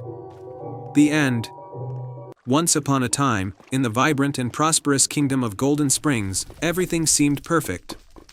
The river sparkled with crystal-clear water, the meadows were filled with colorful flowers, and the people were known for their joy and generosity. But the kingdom's greatest treasure was the golden spring at its heart, believed to be blessed by a fairy who granted the land eternal prosperity. In this kingdom lived a humble baker named Rowan. Rowan was a kind-hearted man who loved his craft and took great pride in his work. He had a small bakery in the village square, where he created the most delicious pastries and breads. Despite his happiness, Rowan had one unfulfilled wish: to find his long-lost sister, Elara. When they were children, a terrible storm had separated them, and Rowan had never stopped searching for her. One day, while Rowan was kneading dough, a mysterious stranger entered his bakery. The man was cloaked in a shimmering blue robe and had an air of wisdom about him. He introduced himself as Eldrick, a wandering sage who had heard of Rowan's plight. "I have traveled far and wide," Eldrick said, "and I have heard whispers of a woman matching your sister's description in the faraway land of Mistwood. However, the journey is perilous and fraught with challenges." Rowan's heart leapt with hope. Determined to find his sister, he asked Eldrick for guidance. The sage handed him a small, ornate compass. "This compass," Eldrick explained, "will lead you to Mistwood. Follow its direction, and it will guide you through the dangers." With the compass in hand and a heart full of hope, Rowan set out on his journey. He traveled through dense forests, across roaring rivers, and over towering mountains. Along the way, he encountered numerous challenges that tested his courage and resolve. In the Forest of Whispers, he faced mischievous sprites who tried to lead him astray. Remembering Eldrick's advice, Rowan used the compass to stay on the right path and offered the sprite some of his baked goods as a gesture of goodwill. The sprites, touched by his kindness, allowed him to pass and even gave him a protective charm. Next, Rowan had to cross the River of Echoes, known for its treacherous currents and eerie calls. Using a raft and the compass to navigate, he managed to stay safe. He sang songs from his childhood to drown out the river's confusing echoes, keeping his mind focused on his goal. Finally, Rowan arrived at the misty edges of Mistwood, where he encountered a wise old woman named Niev. She was the guardian of Mistwood and knew the secrets of the land. Rowan explained his quest, and Niev agreed to help him on one condition: he had to bake her the most delightful bread she had ever tasted. Rowan accepted the challenge. He used the finest ingredients he had brought along and poured all his love and hope into his baking. As the bread baked, its aroma filled the air, bringing warmth and comfort to the misty surroundings. Niev, delighted by the bread, revealed that Elara was indeed in Mistwood and living in a nearby village. Guided by Niev, Rowan finally found his sister. The reunion was filled with tears of joy and heartfelt embraces. Elara had been living in Mistwood, waiting for a sign from her brother. She had always believed they would find each other again. Rowan and Elara returned to Golden Springs, where the villagers celebrated their reunion with a grand feast. Rowan's bakery became even more beloved, as he now had his sister by his side, helping him create new and wonderful treats. The Golden Spring continued to bless the land, but the true magic lay in the love and determination that reunited Rowan and Elara. Their story became a cherished legend in Golden Springs, reminding everyone that with hope and kindness, even the greatest challenges can be overcome. And so, the kingdom of Golden Springs flourished, filled with joy, love, and the delicious aroma of freshly baked bread, all thanks to the heartwarming tale of a brother's unwavering quest to find his sister. The end. In a coastal village named Seabreeze, where the ocean waves whispered tales of old, there stood a grand lighthouse on a rocky cliff. The lighthouse had guided countless sailors safely to shore with its bright, steady beam. The keeper of this lighthouse was a kind old man named Elias, who had dedicated his life to ensuring the light never went out. Elias was beloved by the villagers, who would often bring him gifts of fresh bread and stories from the sea. But there was one thing Elias cherished above all else, a mysterious, ancient compass he had inherited from his grandfather. The compass was not an ordinary one, it had a golden arrow that always pointed to the heart's deepest desire. The great storm one day, a great storm rolled in, fierce and wild. The sea roared, and the wind howled, tossing ships like toys. The villagers of Seabreeze huddled in their homes, fearful for their loved ones at sea. Elias stood at the top of the lighthouse, his heart heavy with worry. The storm raged on, and the lighthouse beam struggled to cut through the darkness. As he peered through the rain, Elias noticed that the light was dimming. The storm had damaged the lantern, and the flame was about to go out. The quest for the flame, knowing that without the light, the ships would be lost, Elias decided to make a daring journey to retrieve a special flame from the legendary Firefall Falls, a magical place said to have a never-ending flame. Elias packed a small satchel with supplies and took the ancient compass. The compass's golden arrow pointed steadfastly toward the north, guiding him through the stormy night. The challenges Elias braved the stormy sea in a sturdy boat, using his compass to navigate through the raging waters. Along his journey, he faced several challenges. 1. The rocky passage *. Elias had to steer through a treacherous rocky passage where giant waves crashed against the cliffs. He used his knowledge of the sea and the compass to find the safest route. 2. The mischievous merfolk * in the midst of the storm, Elias encountered a group of mischievous merfolk who tried to lead him astray with their enchanting songs. Elias remembered the stories his grandfather had told him and sang a heartfelt song of his own, which calmed the merfolk and earned their respect. 3. The dark forest *. Upon reaching the shore, Elias had to cross a dark forest where the trees whispered haunting sounds. The compass's golden arrow guided him through the forest, and he used his lantern to light the way. The Firefall Falls. After a long and arduous journey, Elias finally reached the Firefall Falls. The sight was breathtaking. Flames cascaded down the rocks like a waterfall of fire, and the air was warm and comforting. Elias carefully collected a small portion of the magical flame into a vial, ensuring it was securely contained. The return with the vial in hand, Elias made his way back to the lighthouse. The storm was still raging, but his determination was unwavering. He navigated through the rocky passage, resisted the merfolk's tricks, and crossed the dark forest. As he reached the lighthouse, he saw that the beam was nearly out. With great care, Elias added the magical flame to the lantern. The moment the flame touched the lantern, it blazed brightly, cutting through the storm's darkness like a beacon of hope. The dawn, the ships at sea, guided by the renewed light, safely found their way to shore. As the storm subsided, the villagers emerged from their homes, cheering for Elias and the safety of their loved ones. The villagers threw a grand celebration in Elias's honor.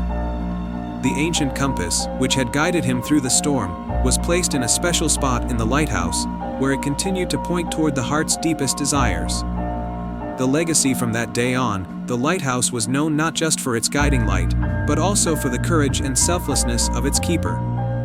Elias continued to care for the lighthouse with the same dedication, and his story was told to every child in Seabreeze. And whenever the villagers faced their own storms, they would remember Elias's bravery and the magical flame that had saved their lives. The golden arrow of the ancient compass was a reminder that even in the darkest times, hope and courage could light the way.